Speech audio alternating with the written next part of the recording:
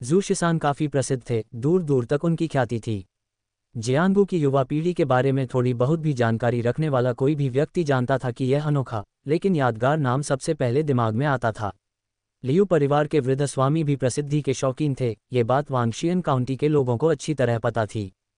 इस बूढ़े व्यक्ति के पास खर्च करने के लिए पर्याप्त धन था, उसने स्त्रियों से भरपूर संबंध बनाए थे और यहाँ तक कि उसने अपना नाम भी बदलकर लियू वुकियू रख लिया था, जो इस बात का प्रतीक है कि उसकी कोई अन्य इच्छा नहीं थी। फिर भी प्रसिद्धि का आकर्षण ऐसी चीज थी जिसे वह छोड़ नहीं सका।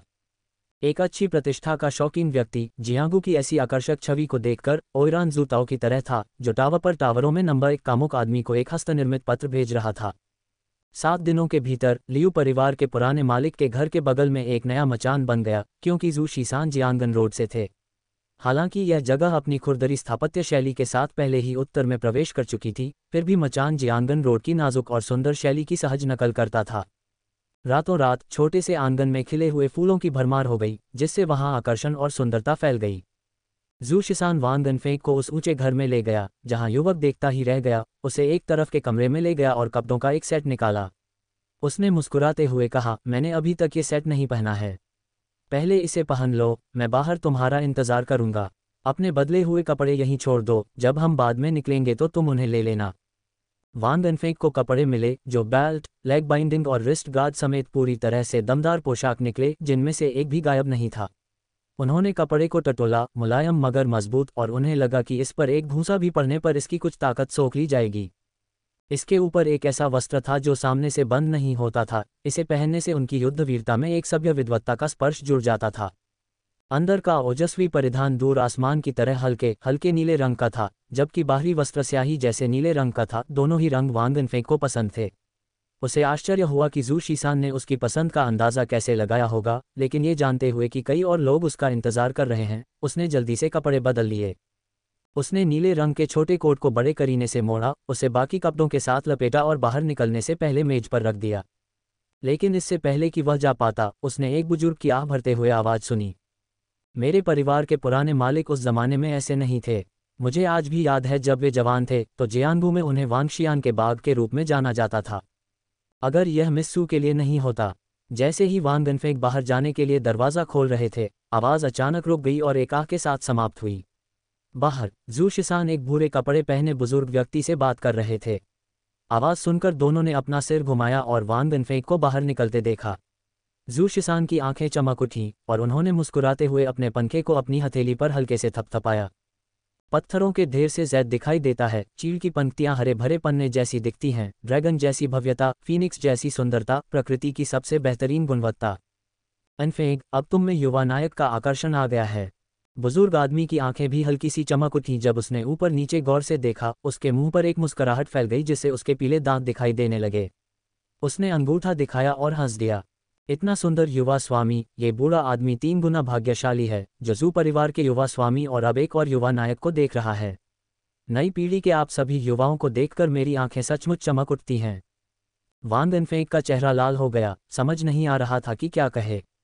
दशकों से जिंदा रहने वाले उस बूढ़े व्यक्ति को लोगों को पढ़ने की कला में महारत हासिल थी और वह फिर से हंसते हुए बोला, युवा वीरों, अब जाने का समय आ गया है।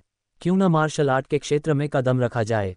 यंग फीनिक्स फीस्ट का अवसर 5 साल में एक बार ही आता है। मेरे जैसे बूढ़े आदमी से बात करने की कोई ज़रूरत नहीं है जो लगभग ताबूत में है। जू शिसान ने हल्के से मुस्कुराते हुए मुट्ठी और हथेली से सलामी देते हुए कहा, तो फिर हम दोनों विदा लेंगे बूढ़े साहब, आगे बढ़ो आगे बढ़ो। वांग गनफेंग ने भी उस बूढ़े व्यक्ति को मुट्ठी और हथेली से सलामी दी, फिर जू शिसान के साथ मिलकर जियाहो और हुआनफू को ढूंढने लगा। स्वाभाविक रूप से वे दोनों भी उस समय वांग गनफेंग की उपस्थिति देखकर आश्चर्यचकित थे। केवल रूप और स्वभाव से ही जू शिसान शांत, जियाहो विद्वान और हुआनफू निश्चिंत थे। ये सभी दुनिया में सर्वोच्च अनुग्रह और आकर्षण के धनी थे। शियाहो जुवान के अनुसार ये वे लोग थे जो वेश्यालयों की मालकिनों में लंबे समय से खोई हुई भावनाओं को जगा सकते थे और लौह महिलाओं के दिलों को पिघला सकते थे। वांग गनफेंग बेशक उन तीनों जैसा नहीं था, लेकिन उसमें एक साफ सुथरा विद्वान जैसा आभामंडल था जो बाकी तीनों में नहीं था, और उसके चेहरे पर शांति और पवित्रता थी। पहले बिना किसी सजावट के साधारण कपड़े पहने उसने स्वाभाविक रूप से अपने आसपास की इस साफ सुथरी आभा को दबा दिया था। अब बदल जाने के बाद वह सचमुच एक ताजगी भरी हवा की तरह लग रहा था जो देखने वाले के दिल को सुकून दे रही थी। जैसे ही नियत समय आया, चारों युवकों ने अपनी गति बढ़ा दी और सीधे विला एस्टेट के मध्य में स्थित मार्शल आर्ट के मैदान की ओर चल पड़े, जो उस समय सभी के ध्यान का केंद्र था। बूढ़ा गुरु लियू अब बूढ़ा हो गया था और अपनी जवानी की सारी कुंठाओं को दूर करने के लिए तैयार लग रहा था। मार्शल आर्ट का मैदान इतना विशाल था कि 10 लोगों का मुकाबला हो सकता था। युवा शूरवीर और कुलीन बेटियां उस क्षेत्र को घेरे हुए थीं और मैदान में 2 योद्धाओं को देखते हुए उनकी आंखें उत्साह से चमक रही थीं। उनमें से एक युवक था जिसके बाल बंधे हुए थे, वह लंबे वस्त्र पहने हुए था, उसकी आंखें साफ थीं, वह साधारण मुद्रा में था और उसके हाथ में लकड़ी की तलवार थी। उसका प्रतिद्वंदी उसी उम्र का एक लंबा चौड़ा युवक था, जिसके चेहरे की बनावट बेहद आकर्षक और भूसे जबरदस्त थे। आंखों और नाक के अलावा तलवार के किसी भी अंग पर पड़ने वाले खतरे की परवाह न करते हुए उसने प्रतिद्वंदी को उस पर वार करने दिया, और सचमुच लकड़ी की तलवार के वार उसे खुजली की तरह मामूली लग रहे थे। इसके विपरीत उसने महत्वपूर्ण जगहों पर निशाना साधा और बदले में घूंसे बरसाए। थोड़ी देर बाद तलवार चलाने वाले युवक की स्थिति इतनी खराब हो गई कि उसके प्रतिद्वंद्वी ने उसे पकड़ लिया, एक पेड़ से टकराने वाले काले भालू की तरह दहाड़ते हुए आगे बढ़ा और उसे कंधे से धक्का देकर लड़ाई से बाहर कर दिया। बहुत बढ़िया, क्या अद्भुत मुक्केबाजी कौशल, प्रभावशाली बाहरी साधना, अद्भुत। अखाड़े के नीचे अचानक प्रशंसा की लहर दौड़ गई और बीच बीच में कुछ हल्की आहें भी निकलीं। शियाहो जुबान ने नज़र घुमाई और धीरे से व्यंग्य किया, मुक्केबाजी तो औसत दर्जे की है, मोटी चमड़ी और मांसलता ही सब कुछ है। हालांकि हुआनफू जियोनग ने उस व्यक्ति की काफ़ी प्रशंसा करते हुए कहा, दुश्मन के खिलाफ अपनी ताकत का सीधा और ईमानदार तरीके से इस्तेमाल करना भी काफ़ी उल्लेखनीय है। वान डेनफेंग ने मंच पर लंबे और गर्वित युवक को देखा, उसकी आंखें चमक उठीं और उसके बगल में जू शिसान ने ये देखा और हंसा। अगर इनफेंग का मन है तो क्यों न ऊपर जाकर अपना कौशल दिखाया जाए। अगर आप इस स्तर पर मैच जीत जाते हैं तो आपको 8वीं श्रेणी का हथियार मिल जाएगा। अगर आप साहसी महसूस कर रहे हैं तो साधना तकनीक अपनाना भी सामान्य है। यह वान डेनफेंग कुछ हद तक ललचाए, लेकिन फिर उन्होंने अपने आसपास खड़े 3 युवकों की ओर मुड़कर कहा, क्या तुम लोग ऊपर नहीं जा रहे हो? हुआनफू शियोंग थोड़ा चौंका और फिर जोर से हंसने लगा और बारी बारी से शियाहो जुवान और जू शिसान की ओर इशारा करते हुए चिढ़ाने लगा। किसने सोचा होगा जू शिसान, जियाहो, कि हम ही वो लोग होंगे जिनके बारे में चिंता होगी। कितना दिलचस्प, कितना दिलचस्प। वान डेनफेंग क्षण भर के लिए अचंभित रह गए और जल्दी से समझाया, नहीं, मेरा यह मतलब नहीं था। हुआनफू शियोंग ने हाथ हिलाकर उपेक्षापूर्वक हंसते हुए कहा, जरूर, मुझे पता है, लेकिन मुनाफे के लालच और जनता के ध्यान में, यहाँ तक कि तुम्हारे बगल में बैठी नाजुक युवतियों के ध्यान में, तुम दूसरों को पहले जाने देने की सोचते हो। तुम बहुत ज्यादा ईमानदार हो रहे हो। हाँ, सच में मेरे जीवन में ऐसा पहले कभी नहीं हुआ, इसलिए मुझे यह इतना मज़ेदार लगता है। इनफेंग, मेरी बात का बुरा मत मानना। हा। बुरा न मानो कहते हुए वह खिलखिलाकर हंसे बिना न रह सका। शियाहो जुबान ने अपने पंखे से उसके माथे पर हल्के से थपथपाया। वहाँ कई युवतियाँ उसे देख रही थीं, इसलिए उसका व्यवहार और रवैया बेहद परिष्कृत था और उसने धीरे से समझाया, युवा फीनिक्स की आत्मा अभी तक उड़ान भरने और नृत्य करने के लिए तैयार नहीं हुई है। यह मंच उन नए लोगों के लिए है जिन्होंने अभी तक जियांगू में अपना नाम नहीं बनाया है। हम तीनों न तो वांगशियान काउंटी से हैं और न ही हमारे लिए इसमें भाग लेना उचित होगा। वान डेनफेंग एक पल के लिए अचंभित रह गए, फिर कुछ समझ नहीं पाए। फिर उनकी आंखों में एक जबरदस्त लड़ाकू इच्छाशक्ति जाग उठी। मंच पर खड़े हटे कट्टे युवक को देखते हुए उन्होंने धीरे से अपनी मुट्ठियां भींची और कहा, ऐसी स्थिति में मैं इसे ले लूंगा। लेकिन ठीक उसी समय आस्तीन के नीचे से, जहां बुद्ध की मालाएं थीं, ऊष्मा का एक तेज प्रवाह प्रवाहित हुआ, जिससे उसकी अभिव्यक्ति रुक गई और एक वस्तु सीधे नीचे गिर पड़ी। यह एक छोटी सी जरी की थैली थी। वान डेनफेंग अभी भी असमंजस में था कि तभी हुआनफू शियोंग ने अपनी उंगलियां फैलाईं और एक धारा प्रवाहित हुई, जिसने जमीन से उस वस्तु को उसके हाथ में खींच लिया। उसने उसे देखा और जोर से आश्चर्य से बोला, यह क्या है? डेनफेंग। वान डेनफेंग ने अपनी कलाई पर बुद्ध की माला को छुआ और कहा, लगता है ये मेरे गुरु की है। उसकी आवाज़ में अनिश्चितता थी। ये सुनकर हुआनफू शियोंग ने तुरंत अपनी जिज्ञासा पर काबू पाया, उसे आगे बढ़ाया और कहा, चूंकि यह आपके स्कूल की चीज़ है, इसलिए इसे उचित तरीके से रखा जाना चाहिए। लेकिन जैसे ही उसने वान डेनफेंग की हथेली को छुआ, ब्रोकेड की थैली चुपचाप धूल में बदल गई, जिससे तीनों कुलीन युवक थोड़े स्तब्ध रह गए, जबकि कागज़ का एक टुकड़ा ज्यों का त्यों रहा, धीरे से वान डेनफेंग के हाथ में आ गया।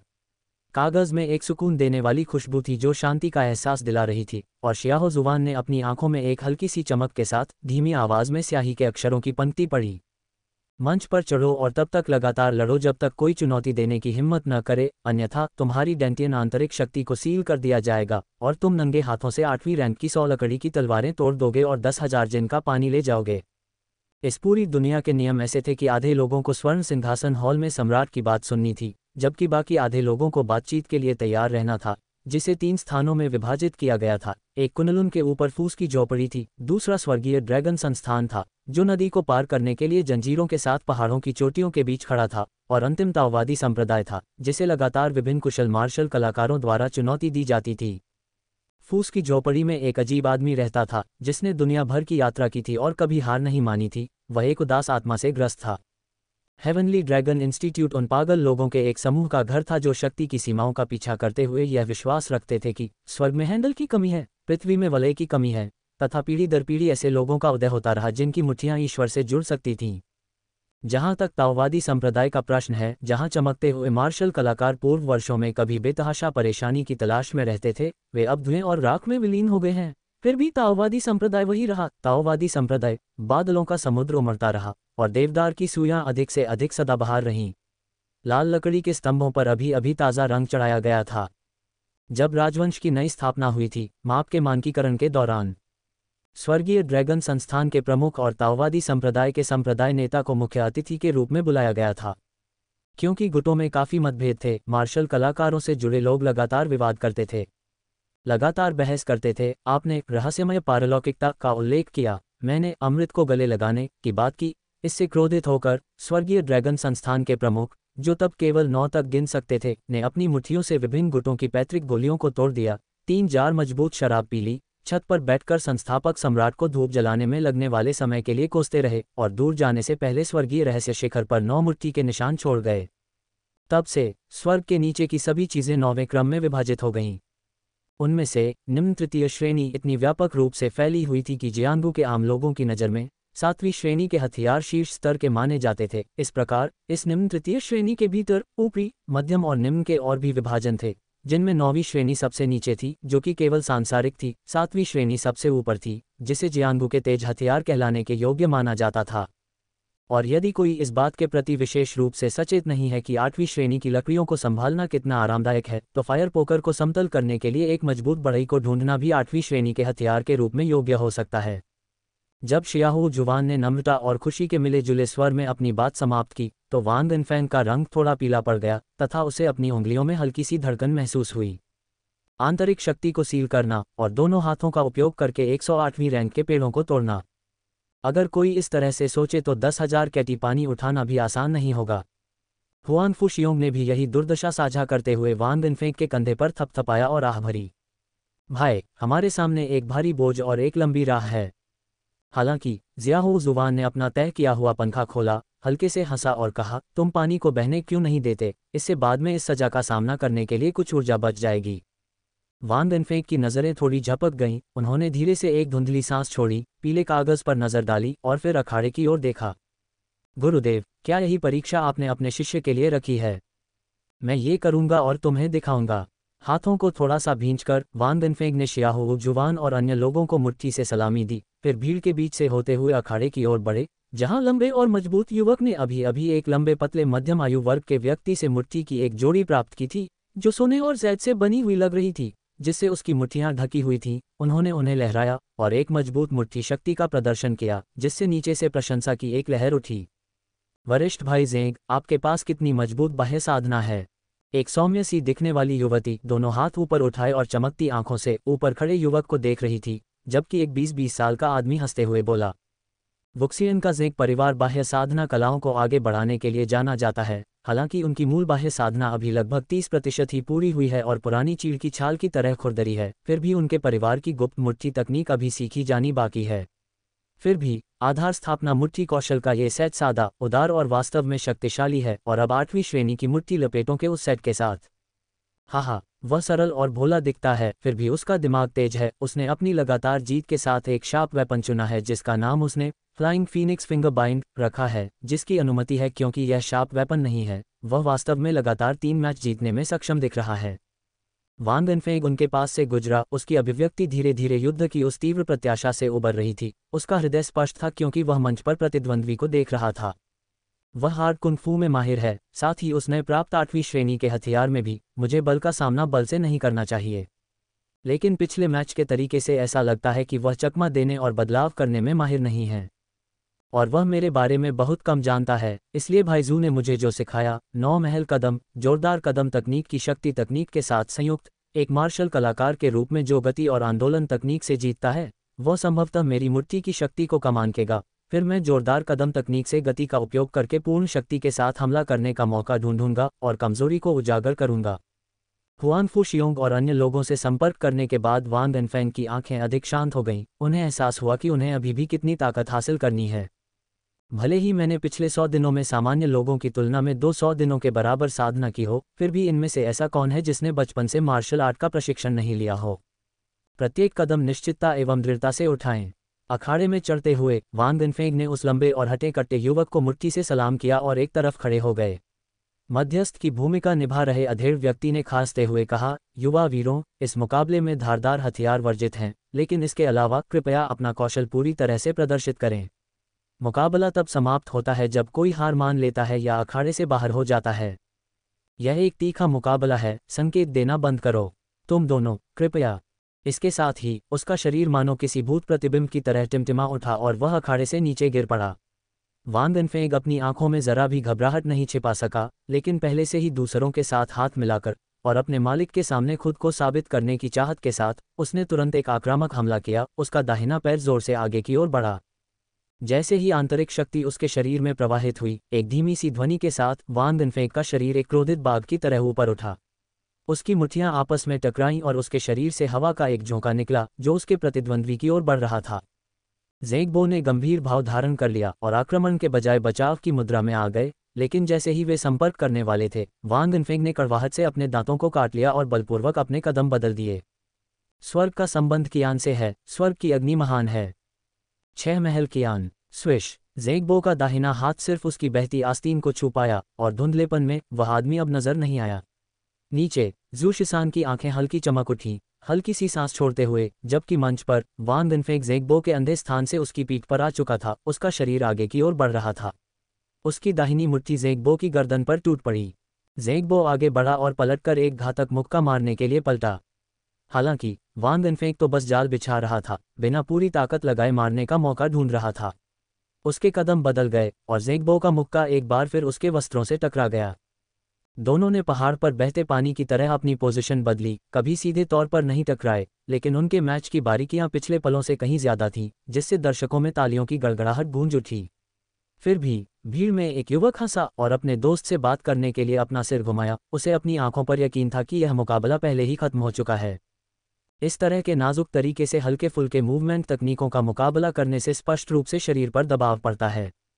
स्पष्टतः यह एक नौसिखिया था। मंच पर मौजूद दोनों लोग छूते ही अलग हो गए, जबकि वांग एनफेंग शांत रहा और मंच के एक कोने में चला गया। हालांकि उसी समय ज़ेंगबो के होंठ थोड़े मुड़ गए, जिससे वांग एनफेंग को हल्का सा झटका लगा। अगले ही क्षण एक भयंकर चीख के साथ उस मजबूत युवक की गति तेजी से बढ़ गई। वह एक उग्र हरे बैल की तरह वांग एनफेंग की ओर दौड़ा, कुछ ही कदमों में दूरी कम कर दी और भयंकर रूप से एक मुक्का मारा, जिससे एक भयंकर मुट्ठी हवा उत्पन्न हुई। उसकी चपलता पहले से अतुलनीय थी।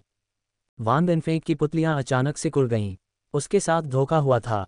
ऐसा लग रहा था जैसे वह फिर से अपने पिता की हंसी सुन सकता है, जिसके बाद उनके असहाय शब्द सुनाई दे रहे थे, तुम जो सोचते हो वह केवल वही है जो तुम सोचते हो। ये वास्तविक सत्य नहीं है। उसके सामने एक और भी तेज आभालिए एक प्रतिद्वंद्वी था और उसके पीछे मंच का किनारा था, एक निराशाजनक स्थिति। लेकिन वांग एनफेंग की आंखों में अचानक एक अड़ियल ज्वाला भड़क उठी। उसने अपने कदम एकदम से रोक दिए, अपनी बाईं हथेली पीछे खींची और अपनी दाहिनी मुट्ठी से जोरदार प्रहार किया। जोरदार कदम तकनीक की शक्ति उसकी रीढ़ की हड्डी से होकर उस मुक्के में केंद्रित हो गई। उसकी आंखें अपने प्रतिद्वंद्वी पर टिकी रहीं। पीछे हटने से इनकार करते हुए उसने हमले का जवाब हमले से दिया। चारों ओर ज़ेंगबो की जीत की जय जयकार गूंज रही थी, लेकिन नीचे ज़ू शिसान लगभग पराजित युवक को देख रहा था और हल्की सी मुस्कुराहट के साथ बोला, हुआन फू, क्या तुमने कहा कि वह एक नवजात बाघ है जो सामूहिक वध के लिए अपने दांत तेज कर रहा है? अब पहला शिकार सामने आ गया है। शियाहू जुवान ने व्यंग्य किया, लेकिन वह हारने वाला है। हाँ, जब तक कि कुछ अप्रत्याशित न हो जाए। हुआन फू जियोनग ने अपना सिर पीछे झुकाया और शराब का एक घूंट निगलते हुए ज़ू शिसान की ओर देखते हुए कहा, अप्रत्याशित क्या हो सकता है? जू शिसान ने मंच की ओर देखा, उसके होंठ थोड़े ऊपर उठे हुए थे।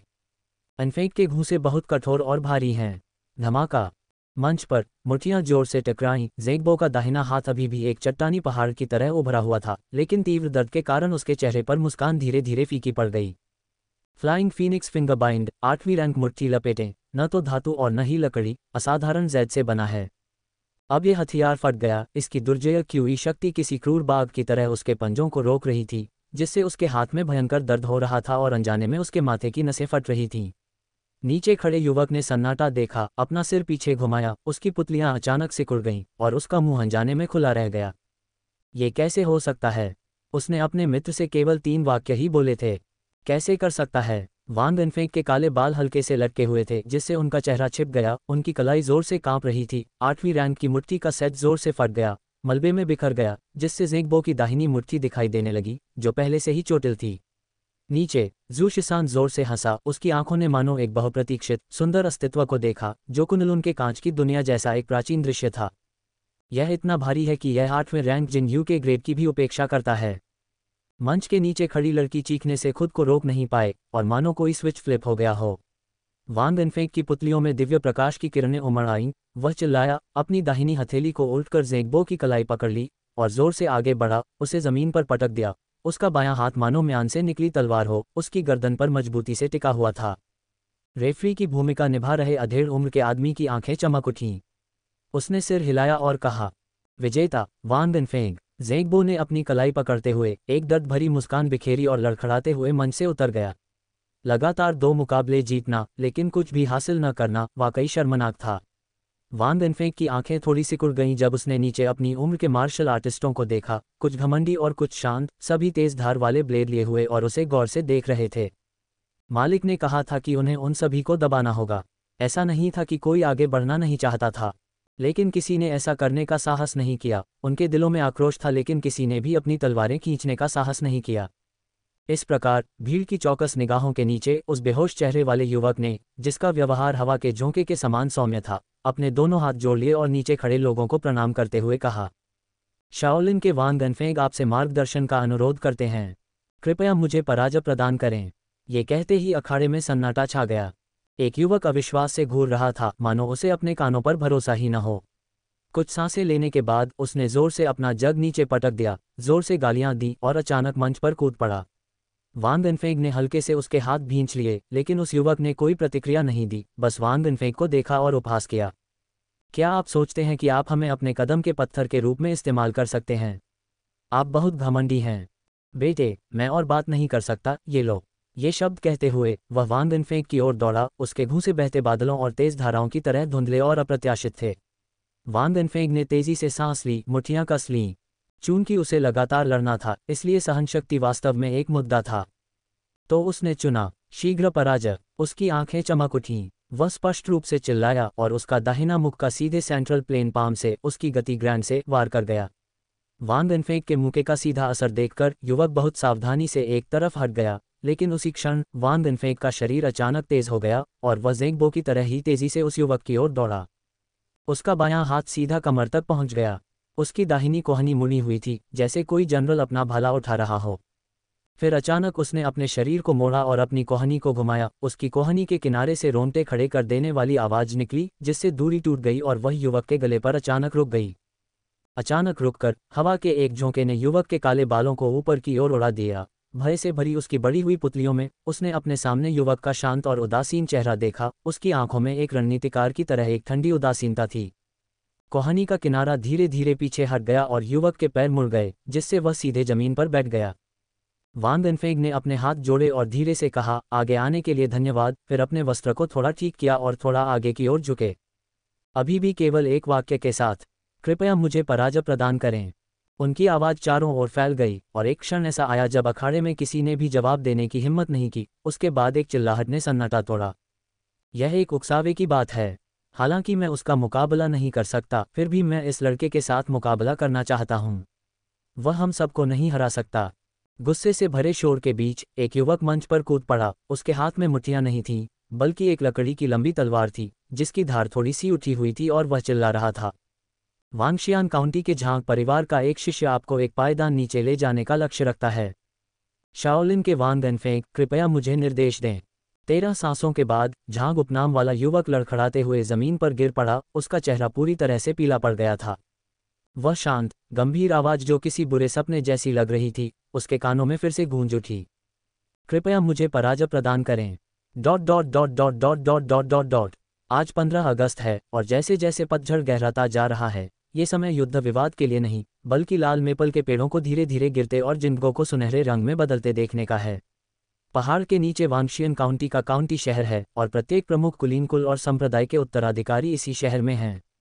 इन संप्रदायों के नाम और कुलों के उपनाम उत्कृष्ट विशेषज्ञों का प्रतिनिधित्व करते हैं। हर साल यंग फीनिक्स फीस्ट के दौरान ये विशेषज्ञ पहली बार अपनी यादों में उड़ान भरते हैं, क्योंकि यंग फीनिक्स सूची में युवा नाम शामिल होते हैं जो वांगशियान काउंटी के हजारों मील तक फैली हुई है। अपने शुरुआती पलों में वे संघर्षों के अनुभवों को आत्मसात करते हैं और तेजी से विकसित होते हैं। हालांकि युद्ध में हमेशा विजेता और हारने वाले होते हैं, और हमेशा ऐसे लोग भी होते हैं जो आगे बढ़ने के लिए पत्थर की तरह काम करते हैं। कम या अधिक, जल्दी से आना। एक तीखी आवाज के साथ वांग गनफेंग की मुट्ठियों से एक युवती के दोनों खंजर उसके हाथों से छूटकर जमीन पर गिर पड़े।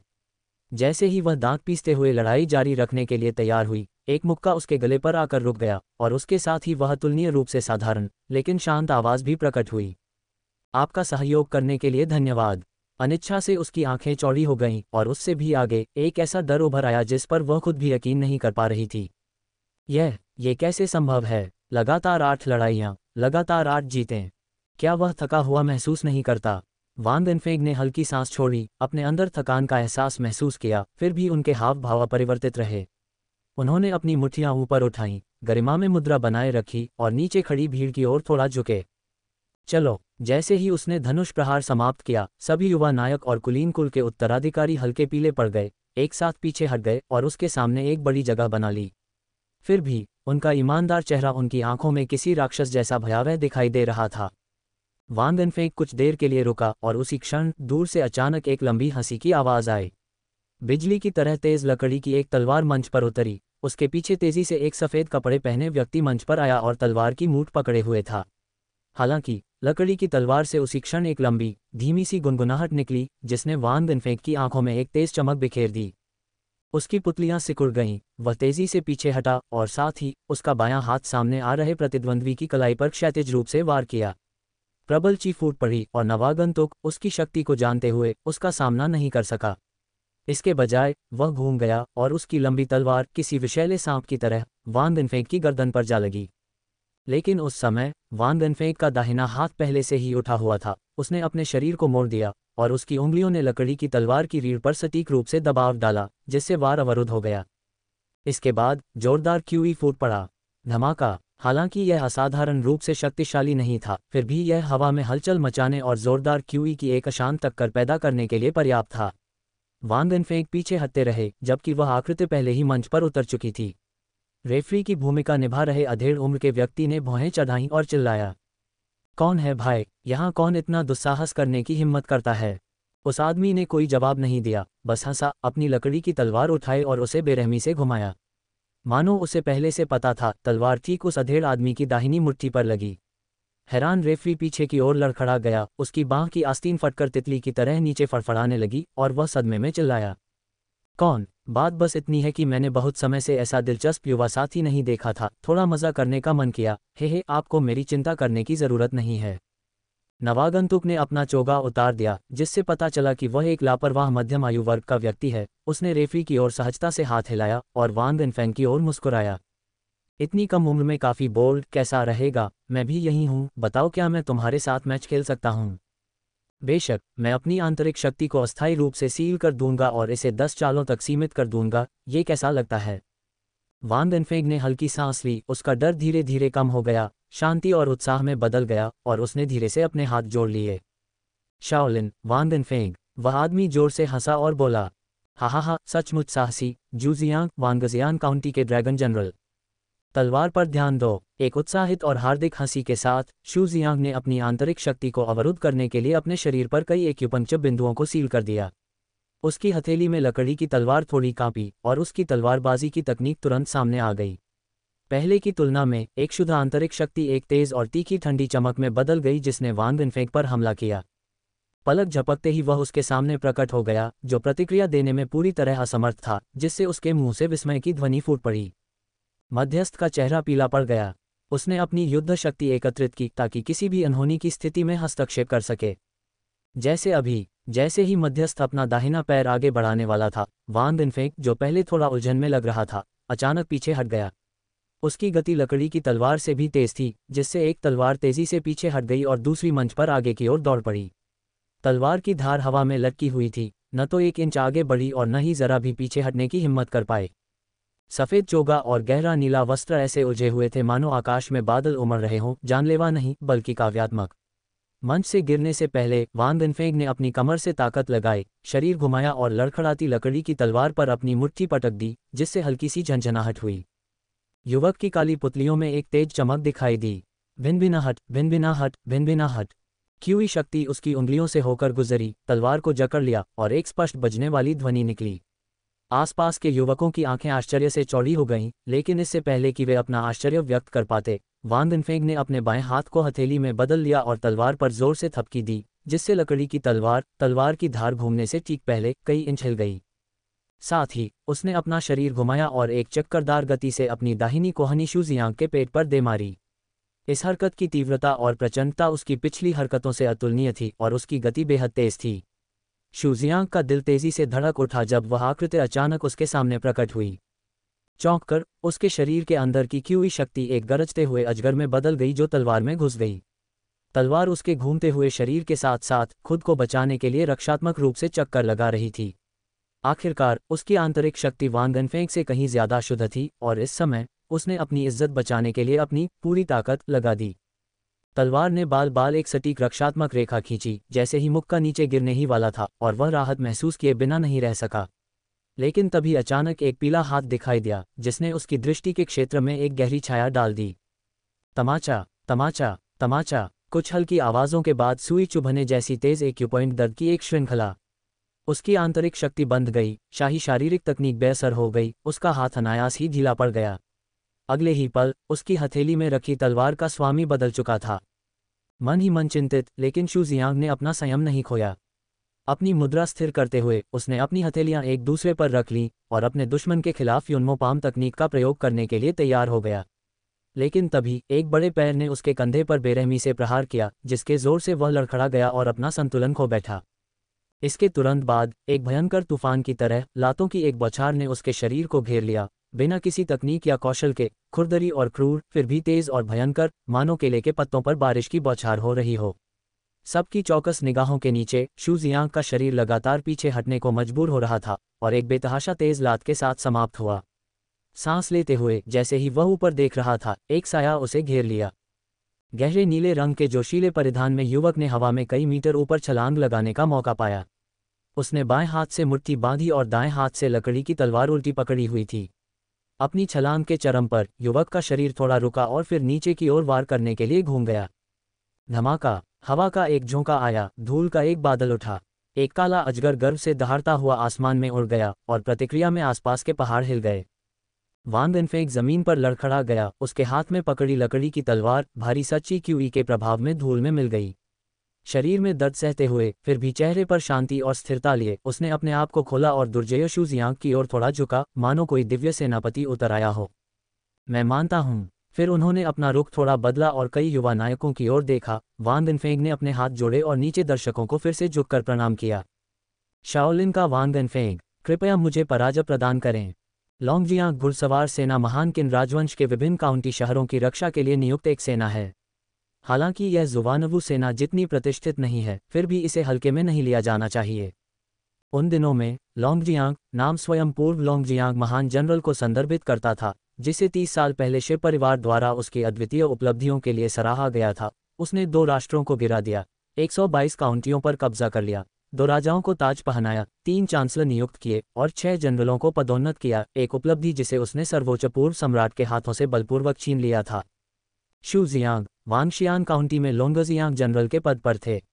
उनकी शक्ति काउंटी के किसी भी तथाकथित प्रथम श्रेणी के विशेषज्ञ से कम नहीं थी। अगर उन्होंने अपनी आंतरिक शक्ति पर नियंत्रण भी कर लिया होता, तब भी यह संभावना थी कि वे लापरवाही में अपने प्रतिद्वंद्वी को कम आंक सकते थे। लेकिन युवा दर्शकों ने इस स्पष्टवादी और बेलगाम जनरल के लिए चाहे जितने बहाने ढूंढने की कोशिश की हो, उनके सामने जो दृश्य सामने आया वह निर्विवाद रूप से वास्तविक था, यहाँ तक कि उनके पैरों के नीचे की जमीन से भी अधिक वास्तविक। एकमात्र युवा ने समान साधना के एक प्रसिद्ध विशेषज्ञ को अपना बचाव करने और यहाँ तक कि आवश्यकता पड़ने पर बचाव में खड़े होने के लिए मजबूर कर दिया था। यदि ये 30 साल पहले की बात होती तो क्या शाओलिन के वांग इनफेंग ने सचमुच तत्कालीन युवा लोंगजियांग जनरल को हराया होता, या फिर उसे युद्ध में पराजित किया? क्या 30 साल बाद उनके सामने यह नीले वस्त्रधारी युवक जियांगू में एक किंवदंती बन जाएगा जिसे सभी लोग सम्मान देंगे? जब उन्होंने पाया कि उनके विचार अनियंत्रित रूप से एक गहरे रसातल की ओर बढ़ रहे हैं, तो कुलीन कुल के प्रत्येक सदस्य ने अपनी आंखों में गंभीरता और सूक्ष्म चमक के मिश्रण के साथ वांग इनफेंग को देखा। हा, उत्कृष्ट मार्शल आर्ट, उत्कृष्ट मार्शल आर्ट, ये रोमांचक था। अपने शरीर से लिपटी मो ड्रैगन फोर्स को देखकर जूजियांग जोर से हंस पड़ा। उसकी आंखें चमक रही थीं मानो उसे कोई बेहद खूबसूरत चीज मिल गई हो। उसने वांग इनफेंग के कंधे पर थपथपाया और जोर से हंसा। आपकी मुक्केबाजी तकनीक अच्छी है। आपने मेरे हाथ पर हमला किया, लेकिन वह कौन सी मार्शल आर्ट शैली थी? उस समय वांग इनफेंग का शरीर दर्द कर रहा था और उनका पैर थोड़ा लड़खड़ा रहा था, फिर भी उनकी अभिव्यक्ति अडिग रही और उन्होंने जवाब दिया, ये केवल चिकित्सा में प्रयुक्त एक्यूपॉइंट्स को छेदने के लिए सुइयों को नियंत्रित करने का कौशल है। जू जियांग आश्चर्यचकित दिखे, फिर हंसे। सुइयों को नियंत्रित करना? तुम्हें सुइयां कहाँ से मिली, नौजवान? वांग इनफेंग ने अपना सिर हिलाया और कहा, वास्तव में मेरे पास सुइयां नहीं हैं, लेकिन जैसे लकड़ी काटने का काम कुल्हाड़ी या मुट्ठी से किया जा सकता है, अंत में जब तक लकड़ी काटी जा सकती है काम पूरा हो जाता है। सुइयों को नियंत्रित करना आंतरिक शक्ति को एक्यूपॉइंट्स तक पहुंचाने का एक तरीका है, चाहे सुई से या मुट्ठी से, इससे क्या फर्क पड़ता है? लोंगजियांग सेनापति ने इन शब्दों पर विचार किया। उसकी आंखों में हल्की सी चमक थी। फिर वह एक लंबी प्रसन्न हंसी में फूट पड़ा, मानो वह अपनी खुशी रोक न पा रहा हो, और बोला, उत्कृष्ट, उत्कृष्ट, उत्कृष्ट। यदि आप जियांगू के संघर्ष में नहीं फंसे तो 30 साल में मैं आपका मुकाबला नहीं कर पाऊंगा। भतीजे, जल्दी से हमारे साथ आकर पी लो, वरना तुम्हारी छोटी सी रखेल इस बूढ़े आदमी के हाथ लग जाएगी। आज रात एक 80 साल का बुजुर्ग दूल्हे की भूमिका निभाएगा और नाशपाती के फूल क्रैबएपल पर छा जाएंगे। तभी दूर से एक बूढ़ी आवाज गूंजी, धीमी मगर गूंजती हुई, जिसकी गूंज हवा में देर तक गूंजती रही। ये समझ नहीं आ रहा था कि आवाज कहाँ से आ रही है। जूजियांग की मुस्कान पल भर के लिए फीकी पड़ गई और उसने दर्द भरी मुस्कान के साथ अपना माथा रगड़ते हुए कहा, छोटे भाई, बूढ़े मालिक फिर बुला रहे हैं। उनकी वरिष्ठता बहुत ज्यादा है, इसलिए बूढ़े जू को पहले विदा लेनी होगी। अगर किस्मत ने इजाजत दी तो चलो किसी और दिन साथ में पीते हैं। ऐसा कहकर वह सहजता से शून्य में चला गया। उसके शरीर के चारों ओर घूमते हुए ड्रैगन ने तबाही मचा दी, मानो कोई दिव्य ड्रैगन लहरों पर तैर रहा हो, और आसपास की हवा को गाढ़ा कर दिया। एक पल में वह चला गया और हवा में केवल उसकी हार्दिक और उन्मुक्त हंसी रह गई। हा, बूढ़े मालिक, 1 मिनट रुकिए, ये तय हो गया है कि बूढ़ी जू की सुंदरता आपके लिए वर्जित है। उसकी हंसी दूर तक गायब हो गई। अधेड़ उम्र का आदमी जो मध्यस्थता कर रहा था, उदास भाव से आकाश की ओर देखा और मन ही मन एक गाली बुदबुदाई, फिर अपनी नंगी पीली बांह हिलाते हुए रिंग में चढ़ गया। उसने उदास चेहरे से नीचे देखा और पूछा, क्या कोई और भी लड़ना चाहता है? उसकी आवाज गूंजने पर वहां सन्नाटा छा गया। अभी अभी जो तेज और मनमोहक आदान प्रदान हुआ था वह बेहद रोमांचक था। 9 लड़ाइयां लड़ी गईं, 9 जीतें हासिल की गईं। शायद वांग इनफेंग की ताकत अब बहुत कम हो गई थी, लेकिन नीचे वाले सभी युवा थे। युवाओं, दिल से गर्वित रहो। किसी की परेशानी का फायदा उठाकर उसे चुनौती देना जीत को भी बेकार बना देगा और आपको एक विजयी विदूषक, उपहास और तिरस्कार का पात्र बना देगा।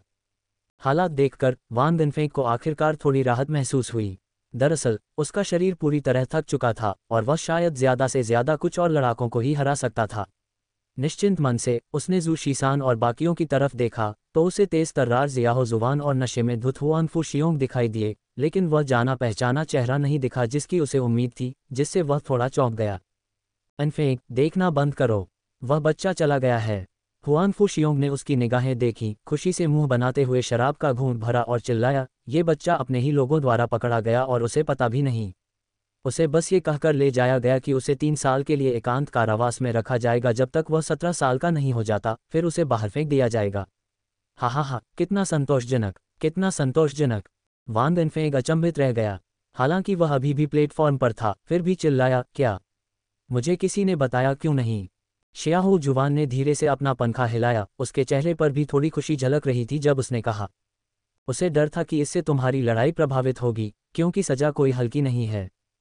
वांग इनफेंग ने थोड़ा नाराज होकर अपना मुंह खोला, लेकिन समझ नहीं पा रहा था कि क्या कहे। उसी समय एक युवक अचानक नीचे मंच पर कूद पड़ा। उसका चेहरा सुंदर और आंखें जीवंत थीं। ये वांग बाई था, जिसे उसने पहले भी देखा था। नीचे कुलीन कुल के युवक अचंभित रह गए, और जो सबसे पहले वांग इनफेंग को चुनौती देने के लिए आगे आया था, वह अचानक क्रोधित हो गया और चिल्लाया, वांग बाई तुम बदमाश हो, नीचे उतर जाओ। बैककोट बैककोट बैककोट, किसी के संकट का फायदा उठाना, तुम अपने आप को किस तरह की चीज समझते हो। वांग इनफेंग पर अभी अभी लगाई गई गालियों से भी ज्यादा जोरदार गालियां गुस्से में फूट पड़ीं। फिर भी ये गालियां एक कुलीन वंश के वंशज वांग बाई की ओर निर्देशित थीं। वांग बाई ने अपने होंठ भींचे, अचानक अपनी कमर से तलवार निकाली और धीरे से छोड़ दी। हैरानी की बात यह थी कि तलवार, जो अभी भी म्यान में थी, सीधे नीले पत्थर के फर्श में धंस गई और सिर्फ मुट्ठी दिखाई दी। नीले पत्थर की सतह पर दरारें पड़ गईं, जिससे साफ जाहिर था कि उसकी भयंकर धात्विक आभा तलवार की म्यान से भी पूरी तरह नहीं छिप सकती। ऐसे तीखे हथियार को देखकर नीचे की कोसती हुई आवाज एक पल के लिए थमसी गई।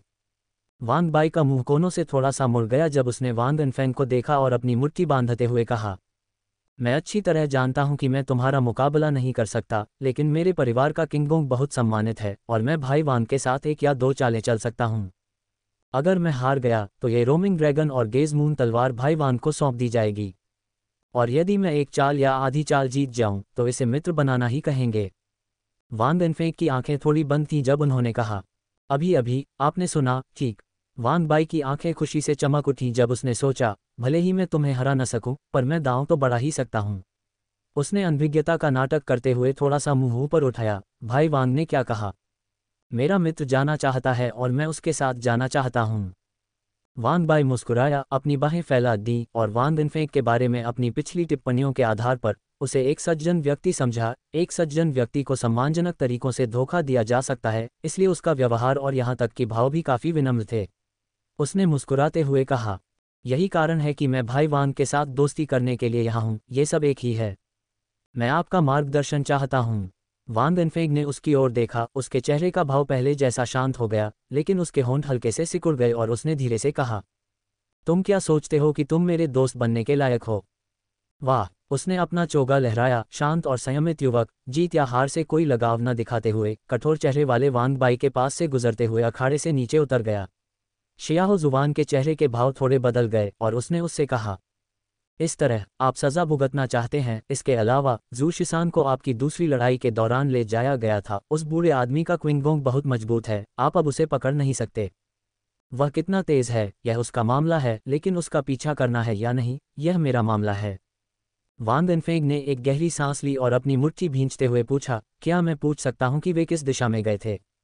शियाहो जुवान के चेहरे पर कुछ हिचकिचाहट दिखी, लेकिन हुआन फुशियोंग ने पहले ही बोल दिया था, काउंटी सिटी के उत्तर की ओर नॉक पार करने वाले रास्ते से जाओ, तुम उन्हें ढूंढ सकोगे।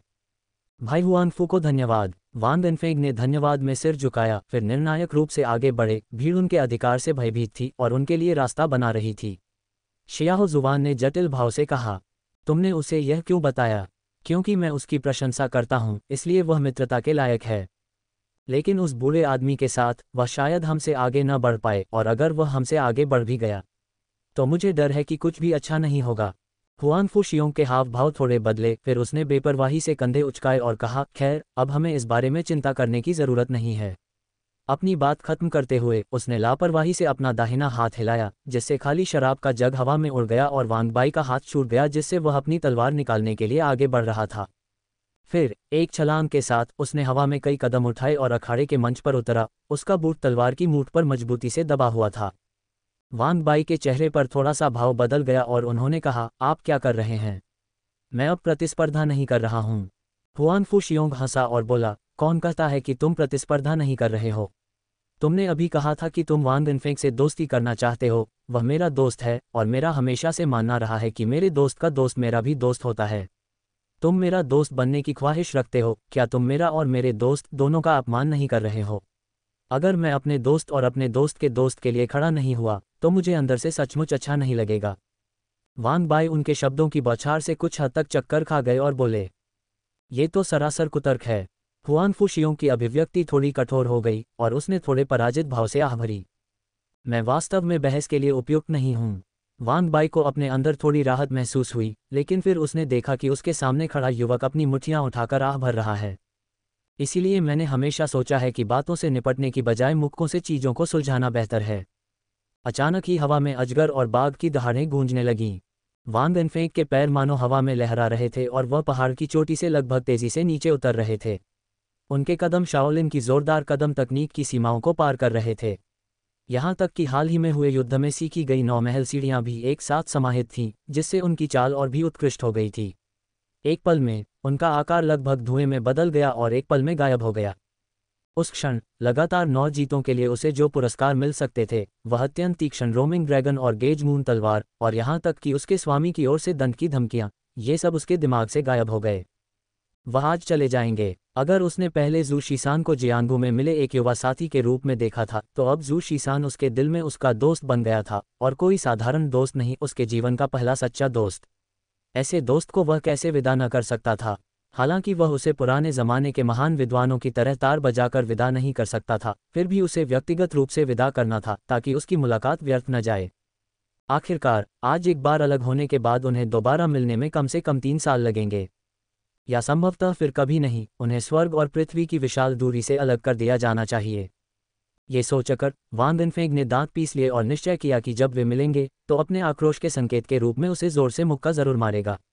धीमी आवाज में चिल्लाने के साथ उसके कदम और भी तेज हो गए। Dot dot dot dot dot dot dot dot dot dot dot dot.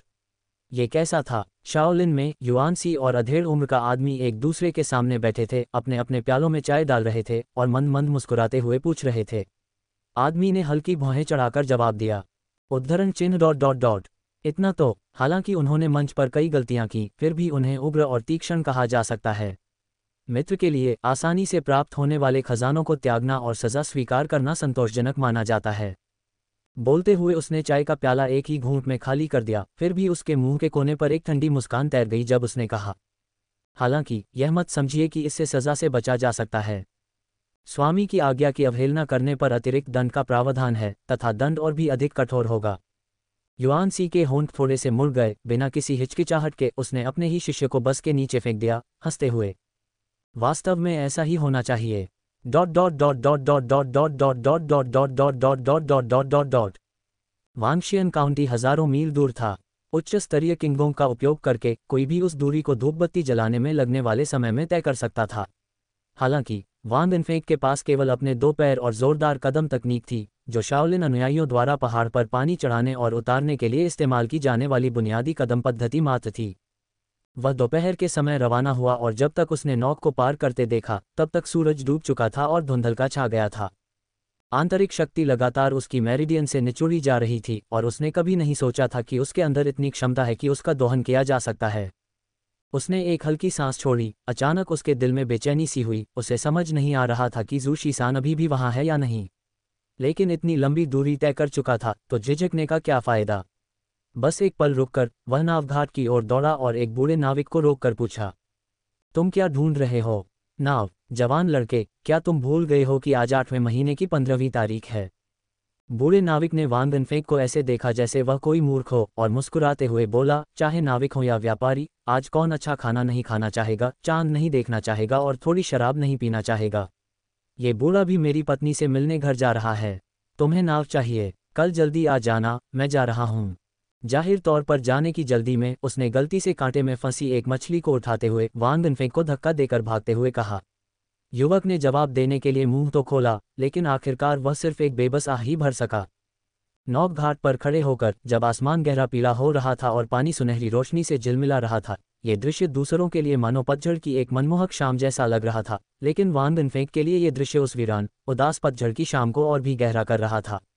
पैरों में दर्द होने के कारण वह घाट पर बैठ गया और एक लंबी आह भरी। वास्तव में मैं सफल नहीं हो पाया। आह भरते हुए वह झील के प्रतिबिंब को शून्य भाव से देखता रहा। थकान के कारण वह कुछ स्तब्ध सा महसूस कर रहा था। तभी लहरों ने अचानक शांत झील को हिला दिया, डूबते सूरज के प्रतिबिंब को चकनाचूर कर दिया। वान वेनफेंग चौंक कर ऊपर देखने लगा। ठीक उसी समय घने सरकंडों के बीच से एक नाव का धनुष फिसलता हुआ दिखाई दिया, जिसने उसकी आंखों के सूनेपन को मिटा दिया। फिर भी सुनहरा सूर्यास्त और घाट के पार नाव झील पर स्पष्ट लहरों के साथ एक पूरी तरह से अलग दृश्य बना रहे थे। जब वह सोच रहा था, एक स्पष्ट और मधुर आवाज गूंजी, घुटनों को गले लगाए धनुष पर बैठा हुआ, मैं अपने अतिथि को देखने के लिए तरस रहा हूँ। हल्की हवा लहरों को हिला रही है, और मैं स्वप्न में खोया हुआ हूँ, मानो किसी सपने से जाग रहा हूँ। बैककोट बैककोट बैककोट। वान वेनफेंग के चेहरे पर एक पल के लिए भावभंग हुआ, फिर उसका चेहरा खुशी से खिल उठा। उसने अपना दाहिना हाथ नौक घाट के लकड़ी के अवशेषों पर पटका और उछलकर जोर से चिल्लाया, ज़ू शिशन, तुम अभी तक नहीं गए। हाँ, यह मैं हूँ, वान वेनफेंग। छोटी नाव पर सवार व्यक्ति ने चिल्लाने की आवाज़ सुनी और धीरे धीरे उसकी ओर बढ़ा। लेकिन नाव के स्थिर होने से पहले ही वान वेनफेंग छोटी नाव पर कूद पड़ा। लकड़ी की नाव जरा भी नहीं हिली, बिल्कुल स्थिर रही। जून की शाम हो रही थी, नाव के दोनों ओर दो पतली रेशमी लालटेनें लगी हुई थीं। इन अचानक और तेज बदलावों के बीच वान वेनफेंग खुशी से अभिभूत हो गया। उसने ऊपर देखा और पुकारने ही वाला था, ज़ू। उसकी आवाज़ अचानक रुक गई। वान वेनफेंग ने अपने सामने खड़े व्यक्ति को देखा, उसके चेहरे पर स्तब्धता का भाव था। कुछ पल बाद वह भागते हुए सीधे मुड़ा और घबराहट से भरे कदमों के साथ वापस नौक घाट पर कूद गया। उसके पीछे एक जानी पहचानी सी हंसी गूंजी, जिससे वह वहीं जम गया और एक कदम भी नहीं चल सका। वह धीरे से मुड़ा, उसके दांत बज रहे थे और वह कांप रहा था। ज़ू भाई, क्या तुम मुझे अब पहचान नहीं रहे? जानी पहचानी खिलखिलाती आवाज़ फिर सुनाई दी। हालांकि नाव के अगले हिस्से पर बैठी लड़की निश्चित रूप से 13-14 साल की एक लड़की थी, जिसने हंस पीले रंग का गाउन और कमल के रंग के कढ़ाईदार जूते पहने हुए थे। उसकी आंखें और भौहें साफ और चमकदार थीं।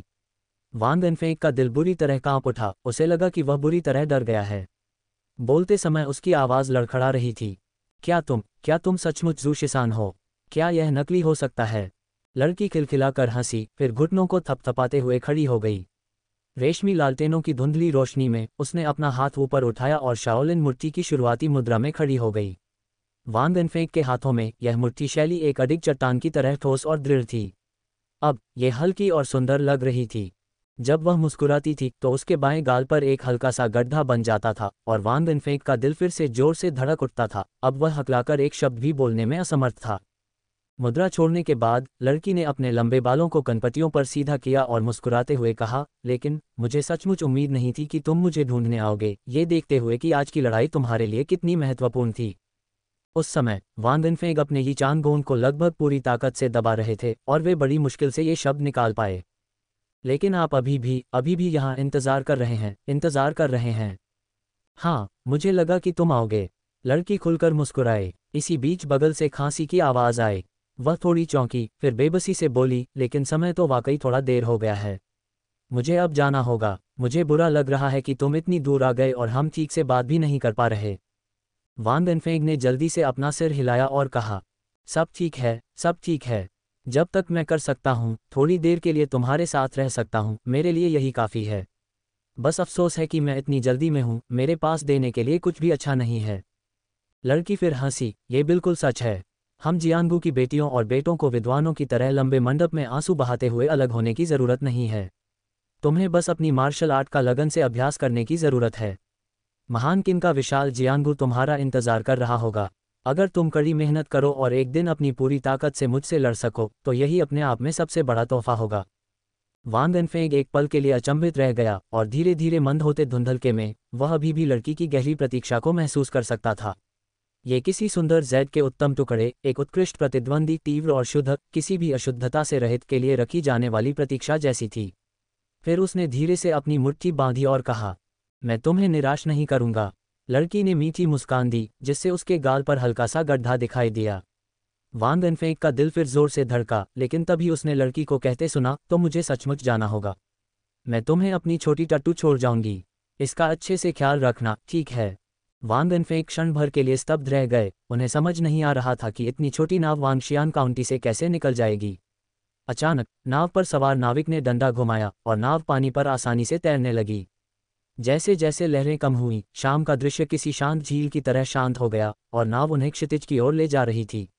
नाव के अगले हिस्से से एक मधुर किन की ध्वनि सुनाई दे रही थी। जैसे ही उनके चारों ओर अकेलापन छाने लगा, लड़की ने अपनी किन बजाई और धीरे से गाना गाया। रात का आनंद समाप्त हो गया है। अगली रात बहुत शांत है। फ्लाइंग फीनिक्स टॉवर के नीचे सपाट नाव में डूबते विलो के पास, हे महान सज्जन, क्या आप घूमने नहीं आएंगे? जैसे जैसे उसकी आवाज़ धीरे धीरे धीमी होती गई, वान वेनफेंग काफ़ी देर तक वहीं खड़ा रहा। घोड़ा भी कहीं से उसके पास आकर खड़ा हो गया। आदमी और घोड़ा दोनों चुपचाप आसमान की ओर देख रहे थे, जहां चांदी जैसा चांद उग रहा था और अपनी चमकदार चांदनी दूर दूर तक बिखेर रहा था। वान वेनफेंग ने अपनी मुट्ठी उठाए और अपने दिल पर, जो आज रात किसी कारण से गांव के उछलते कूदते कुत्ते की तरह खुश था, एक जोरदार प्रहार किया। फिर उसने चांदी के चांद की ओर देखा और एक लंबी सांस छोड़ी। चांदनी सचमुच सुंदर है। जब उसके कपड़ों ने थोड़ी नमी सोख ली, तभी वान वेनफेंग को होश आया। उसके बगल में हरे बालों वाला घोड़ा चुपचाप इंतजार कर रहा था। उसकी अयाल बेकाबू बालों की तरह बिखरी हुई थी और उसकी आंखें अजगर सांप की सुनहरी खड़ी पुतलियों की तरह चमक रही थीं, जो उसके असाधारण स्वभाव को प्रकट कर रही थीं। वान वेनफेंग ने घोड़े की पीठ थपथपाई और आह भरी। अब तुम्हें मेरा अनुसरण करना होगा, और निश्चिंत रहो, मैं तुम्हारे साथ बुरा व्यवहार नहीं करूंगा।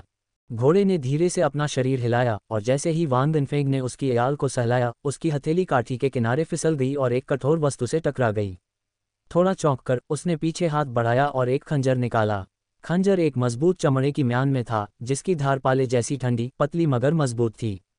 मूठ पर बारीक नक्काशी की गई थी, जो न सिर्फ सजावटी थी बल्कि मजबूत पकड़ भी प्रदान करती थी, जो खंजर बनाने वाले की सावधानीपूर्वक देखभाल का प्रमाण थी। छोटी, बारीक लेकिन स्पष्ट लिपि में एक शिलालेख था, जिसे वान वेनफेंग ने चांदनी में पढ़ा। जू परिवार के किनशुंग के 7वें जन्मदिन का जश्न मनाने के लिए शांति और खुशी की कामना करता हूँ। द जू फैमिली, किनशुंग, जू किनशुंग। इस नाम को, जो 2 साधारण अक्षरों से ज्यादा कुछ नहीं था, बुदबुदाते हुए वान वेनफेंग के दिल में एक अजीब सी खुशी उमड़ पड़ी। उसने इसे कई बार दोहराया, फिर खंजर को सुरक्षित रखने का फैसला किया और जियांगू में फिर से मिलने पर जू किनशुंग को लौटाने का संकल्प लिया। अपने भविष्य के पुनर्मिलन की कल्पना करते हुए वह मुस्कुराए बिना नहीं रह सका, लेकिन फिर इधर उधर ऐसे देखा जैसे किसी के देखे जाने का डर हो, हालांकि आसपास कोई भी नहीं था। इस तरह युवक के चेहरे की मुस्कान और गहरी हो गई। उसने अपने बगल में खड़े हरे अयाल वाले घोड़े को थपथपाया और कहा, ओ घोड़े, मैंने पहले कभी इस पर सवारी नहीं की, लेकिन आज आसमान की स्थिति को देखते हुए मैं निश्चित रूप से पैदल समय पर उनके पास नहीं पहुंच पाऊंगा। हुआनफू और शियाहो ब्रदर्स अभी भी विला में हैं और चाची की सिल्वर नीडल अभी भी पैकेज में है। मुझे तुम्हारी ज़रूरत है कि तुम मुझे उठाओ। स्वाभाविक रूप से हरे मूंछ वाले घोड़े ने कोई जवाब नहीं दिया, बस घुरघुराया, और वान वेनफेंग ने अपना दाहिना हाथ घोड़े की पीठ पर रखा, उछलकर उस पर बैठ गया। आग की तरह जोशीला लग रहा घोड़ा प्रतिरोध का कोई संकेत नहीं दिखा रहा था। एक युवक का अतिरिक्त भार उसे हवा से अलग नहीं लग रहा था और वह निश्चिंत रहा। वान वेनफेंग ने धीरे से लगाम हिलाए और प्या पुकारा। उसके नीचे घोड़े की पुतलियों में एक सुनहरी लौ चमकती हुई प्रतीत हुई। घोड़े ने धीमी गति से चलना शुरू किया, लेकिन जैसे ही उसे लगा कि उसका सवार उसकी गति को झेल सकता है, घोड़ा धीरे से हिनहिनाया और उसके खुरों के चारों ओर बिजली की गड़गड़ाहट की आवाज़ें झिलमिला उठी। उसकी गति अचानक बढ़ गई, जो अप्रशिक्षित आंखों के लिए नीली बिजली की धुंधली सी प्रतीत हुई। इस समय चांद अभी अभी निकला था और उसके आसमान में ऊपर चढ़ने से पहले ही घोड़ा सैकड़ों मील की दूरी तय कर चुका था। हवा की तरह देहात में तेजी से दौड़ता हुआ ल्योंगसू विला पहुंच गया था। घोड़ा अपने अगले खुरों से जमीन पर थपथपा रहा था और सूंघते हुए काफी संतुष्ट लग रहा था। इतनी जल्दी, ओफ! वान वेनफेंग घोड़े से फिसल गया, उसका चेहरा पीला पड़ गया था। हार्ड कुंग फू में अपनी मजबूत ट्रेनिंग के बावजूद जमीन पर उतरते ही उसे अपने पैरों में कमजोरी महसूस हुई और उसका पेट मरोड़ उठा। अगर उसकी आंतरिक शक्ति अभी भी सक्रिय न होती, तो शायद वह विला की चमचमाती नेमप्लेट के सामने ही उल्टी कर देता। युवा नायक, क्या आप ठीक हैं? सुरक्षा के प्रभारी 2 गार्ड पहले तो स्तब्ध रह गए और फिर तेजी से आगे बढ़े। एक ने वान वेनफेंग को सहारा देने के लिए हाथ बढ़ाया, जबकि दूसरे ने ग्रीन मैन हाउस की लगाम पकड़ने की कोशिश की, लेकिन उसे भयंकर घूरने का सामना करना पड़ा। वह वहीं जम गया और उसके माथे पर ठंडा पसीना आ गया। नहीं, इसकी कोई ज़रूरत नहीं है। खांसी खांसी खांसी, धन्यवाद। वान वेनफेंग ने विनम्रता से गार्ड की मदद को अस्वीकार कर दिया, घोड़े पर हाथ रखकर खुद को सहारा दिया और राहत की भावना के साथ कहा, घोड़ा, तुम सचमुच बहुत शक्तिशाली हो। हरे अयाल वाला घोड़ा हिनहिनाया और उसकी बुद्धिमान आंखों में गर्व की एक स्पष्ट झलक चमक उठी। हर तरह के नज़ारे देखने के आदि पहरेदार चकित रह गए और जिसने घोड़े को आगे बढ़ाने की कोशिश की, उसे आखिरकार होश आया। वह प्रशंसा से पीछे हट गया और चिल्लाया, कितना उत्साही घोड़ा है! एक बढ़िया घोड़ा जिसका वजन सोने के बराबर है। लगभग 30 साल का गार्ड, जिसने उस सुबह वान वेनफेंग को विला में प्रवेश करते देखा था, मुस्कुराया और बोला, युवा नायक, चांद अभी अपने चरम पर है और मैनर मास्टर ने प्रशिक्षण मैदान में एक दावत का आयोजन किया है। अगर आप अभी जल्दी करते हैं तो आपको देर नहीं होगी। कई युवा नायक, जिनमें आज आपके साथ आए युवा मास्टर भी शामिल हैं, सभी वहां मौजूद हैं। वान वेनफेंग थोड़ा चौंके, फिर कृतज्ञता में झुके। बड़े भाई, याद दिलाने के लिए धन्यवाद। फिर उसने हरे मन वाले घोड़े को थपथपाते हुए कहा, चलो घोड़े। हरे अयाल वाले घोड़े ने अपनी अयाल हिलाई। कुछ पल पहले चिड़चिड़ा सा लग रहा था, लेकिन अब आज्ञाकारी भाव से वान वेनफेंग के पीछे विला में चला गया। उसे जाते हुए देखकर पहरेदार उसकी प्रशंसा किए बिना नहीं रह सका। कितना तेज घोड़ा, कितनी ताकतवर। सुना है आज उसने लगातार 9 मुकाबले जीते, अपनी ताकत में अजेय। हे, इसे कहते हैं बढ़िया कपड़ों और तेज घोड़े में तेज दौड़ना। हे बालक, यदि कुलीन कुलों के लोगों ने तुम्हारी बातें सुन ली तो क्या वे तुम्हें अपनी घुड़सवारी की फसलों से नहीं मारेंगे? Backward backward backward. उसके बगल में खड़ा उसका साथी उसे घूर रहा था, फिर भी उसने कोई अफसोस नहीं जताया। दोनों ने एक दूसरे से कुछ और बातें फुसफुसाईं, तभी अचानक उन्हें कुछ ही दूरी पर हल्के कदमों की आहट सुनाई दी। लगभग सहज ही उसका बायां हाथ कमर में छिपे हथियार पर पड़ा। उसकी नज़रें उसी जगह पर टिकी थीं। जैसे ही पेड़ पौधे सरसराते हुए अलग हुए, एक आकृति दिखाई दी। दोनों पहरेदारों के तनाव दूर हो गए जब उन्होंने अपने हथियार हटाए। बाईं ओर बैठा बड़ा पहरेदार मुट्ठी बांधकर झुक गया और आदरपूर्वक बोला, तुम्हारी कृपा। फुफकार फुफकार। हवा में किसी चीज के चीरने की तीखी आवाज अचानक फूट पड़ी, जिसने पहरेदार की बोलती बंद कर दी। ठंडी रोशनी की 2 धारियां लगभग तुरंत ही पहरेदारों के गले में धंस गईं, एक बाईं तरफ और एक दाईं तरफ। लियुक्सु विला के प्रवेश द्वार पर लगे तख्ते के खंभों पर गर्म ताज़ा खून छिड़का गया, जिससे चांदनी में लाल रंग और भी ज्यादा चमकीला हो गया। Dot dot dot dot dot dot dot dot dot dot dot dot. हा अनफेंग, तुम अंततः ही गए। जैसे ही हुआन फुशियोंग ने वांग अनफेंग को आते देखा, वह जोर से हंस पड़ा और उसे पास आने का इशारा किया। अनफेंग ने सावधानी से अपने हरे अयाल वाले घोड़े को उस मंडप के सामने खड़ा कर दिया जहां जू किनशून पहले खड़ा था। जियाहो और हुआन फू को देखकर उसने राहत की सांस ली। उनके बगल में एक खाली सीट थी जो जाहिर तौर पर उसके लिए आरक्षित थी, और वह जल्दी से वहां गया। साले, तू तो पूरा दिन गायब रहा। हम दोनों को तो लगा था कि तू आएगा ही नहीं। हुआन फू हंसा और फिर पूछा, तो क्या तुम्हें 13 मिल गया? वांग अनफेंग थोड़ा रुका। उसे समझ नहीं आ रहा था कि शुरुआत कैसे करे, और उससे भी ज्यादा उसे यह समझ नहीं आ रहा था कि उसके सामने वाले दोनों लोग जू किनशून की असली पहचान जानते भी हैं या नहीं। वह एक पल के लिए झिझका।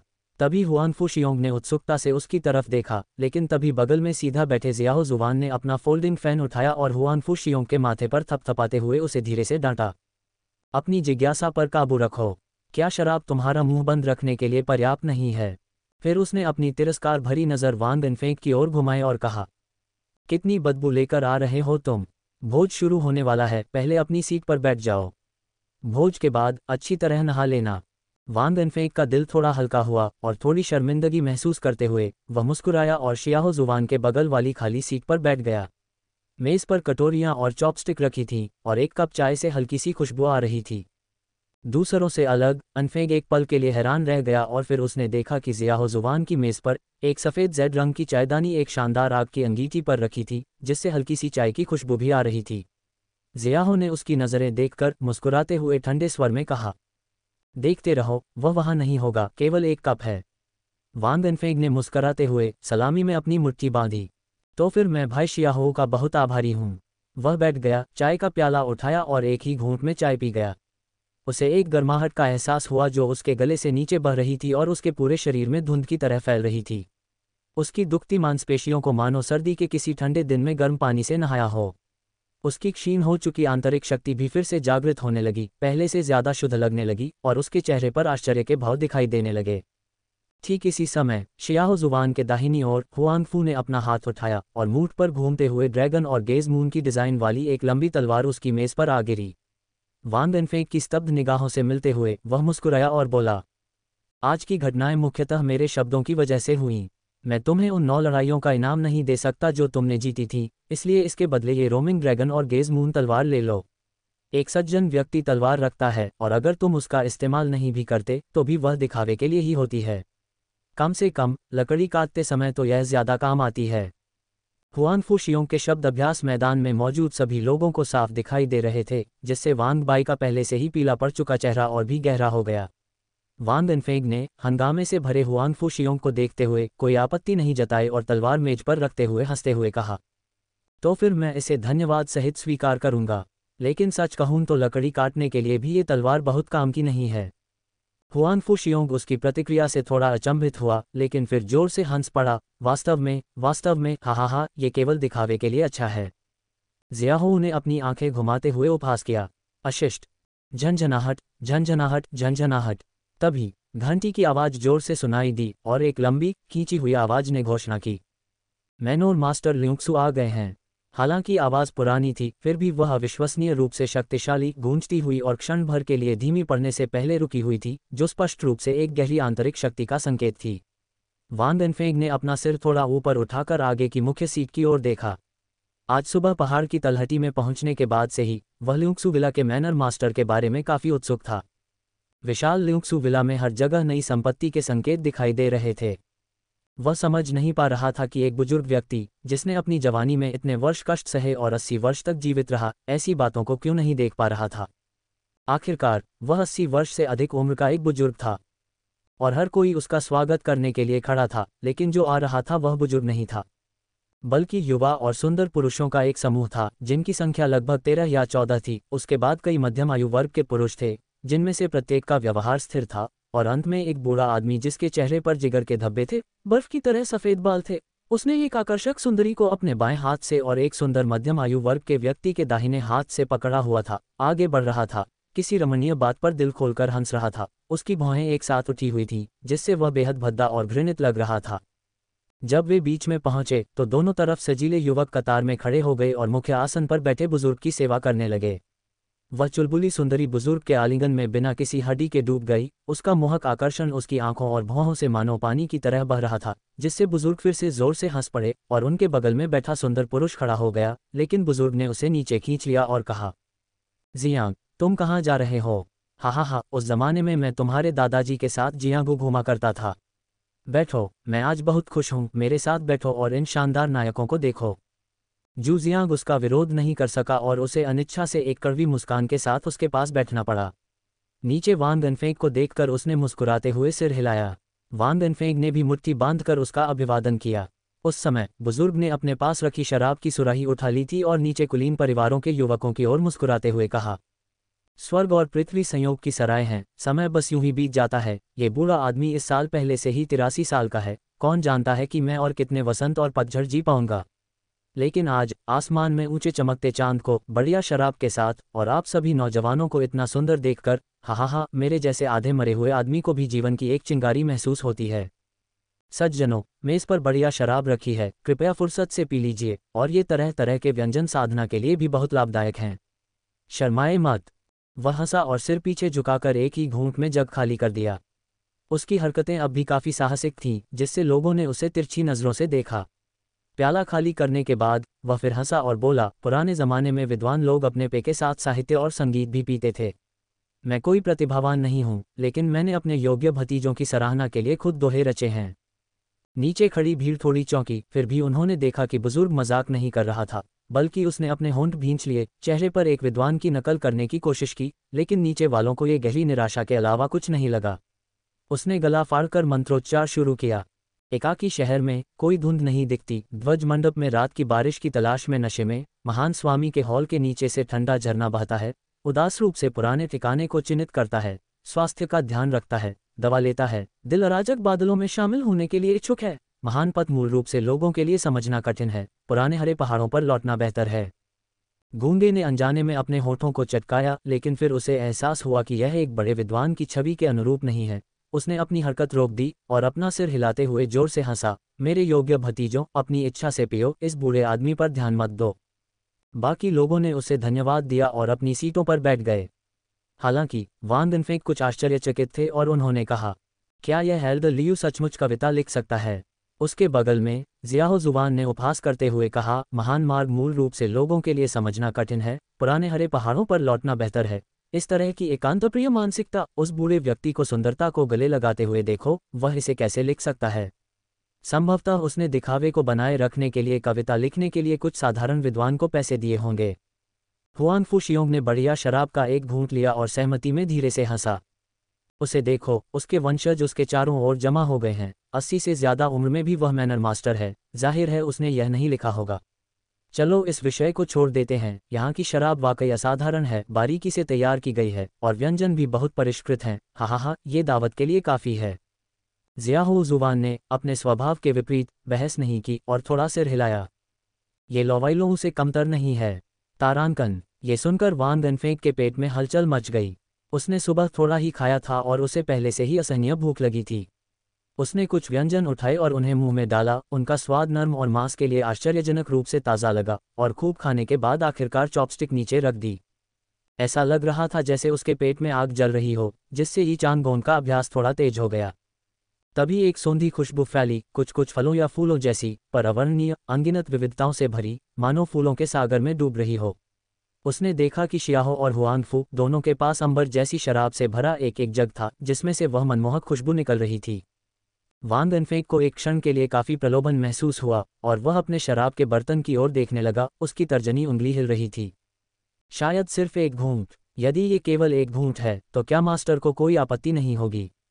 यह विचार उसके मन में अभी आया ही था कि उसने शराब के बर्तन को छूने के लिए हाथ बढ़ाया। उसकी उंगलियां हल्की ठंडी लग रही थीं, जिससे औषधीय भोजन से गर्म हुए युवक को झटका लगा। उसके मन में अवचेतन रूप से अंकल की याद आ गई, जिन्होंने उसके साथ विवाह का दस्तावेज तैयार करने में बहुत गड़गड़ाहट की थी, जिससे उसका शरीर कांप उठा और उसने अपना हाथ 1 इंच पीछे खींच लिया, ये सोचते हुए, ये चीज़ अच्छी है, लेकिन इससे व्यक्ति अपना संयम खो सकता है। बेहतर है कि गुरु की सलाह का पालन किया जाए और उसे छुआ न जाए। अन्यथा क्या होगा यदि मैं अपना संयम खो दूं और कुछ अनुचित कह दूं? ये कहते हुए उसने अपना हाथ मदिरा के बर्तन से हटा लिया और ललचाती हुई मदिरा को नज़रअंदाज करते हुए बर्तनों को खाने पर ध्यान केंद्रित किया। खाते हुए वह अपने बगल में बैठे 2 युवकों के साथ यूं ही बातें करता और हंसता रहा। जैसे जैसे चमकता चांद धीरे धीरे आंगन के बीचों बीच उतर रहा था, हुआंगफू शियोंग, जो अपना जग खाली कर चुका था, थोड़ा नशे में लग रहा था और लड़खड़ाते हुए हंसते हुए अपने पैरों पर खड़ा हो गया। भाइयों, चलो अभी वापस चलते हैं, कल फिर मिलेंगे। वांग एनफेंग ने जवाब में सिर हिलाया। वास्तव में, जैसे कि धम्म। उसकी बात पूरी होने से पहले ही हुआंगफू शियोंग का चेहरा, जो अचानक मुस्कुराहट से सख्त हो गया था, सीधे चटाई पर गिर पड़ा। वांग एनफेंग थोड़ा चौंका और शुरू में उसने सोचा कि हुआंगफू नशे में धुत हो गया है, लेकिन उसी समय उसके आसपास के कुलीन कुलों के बेटे भी एक एक करके चटाई पर गिरने लगे।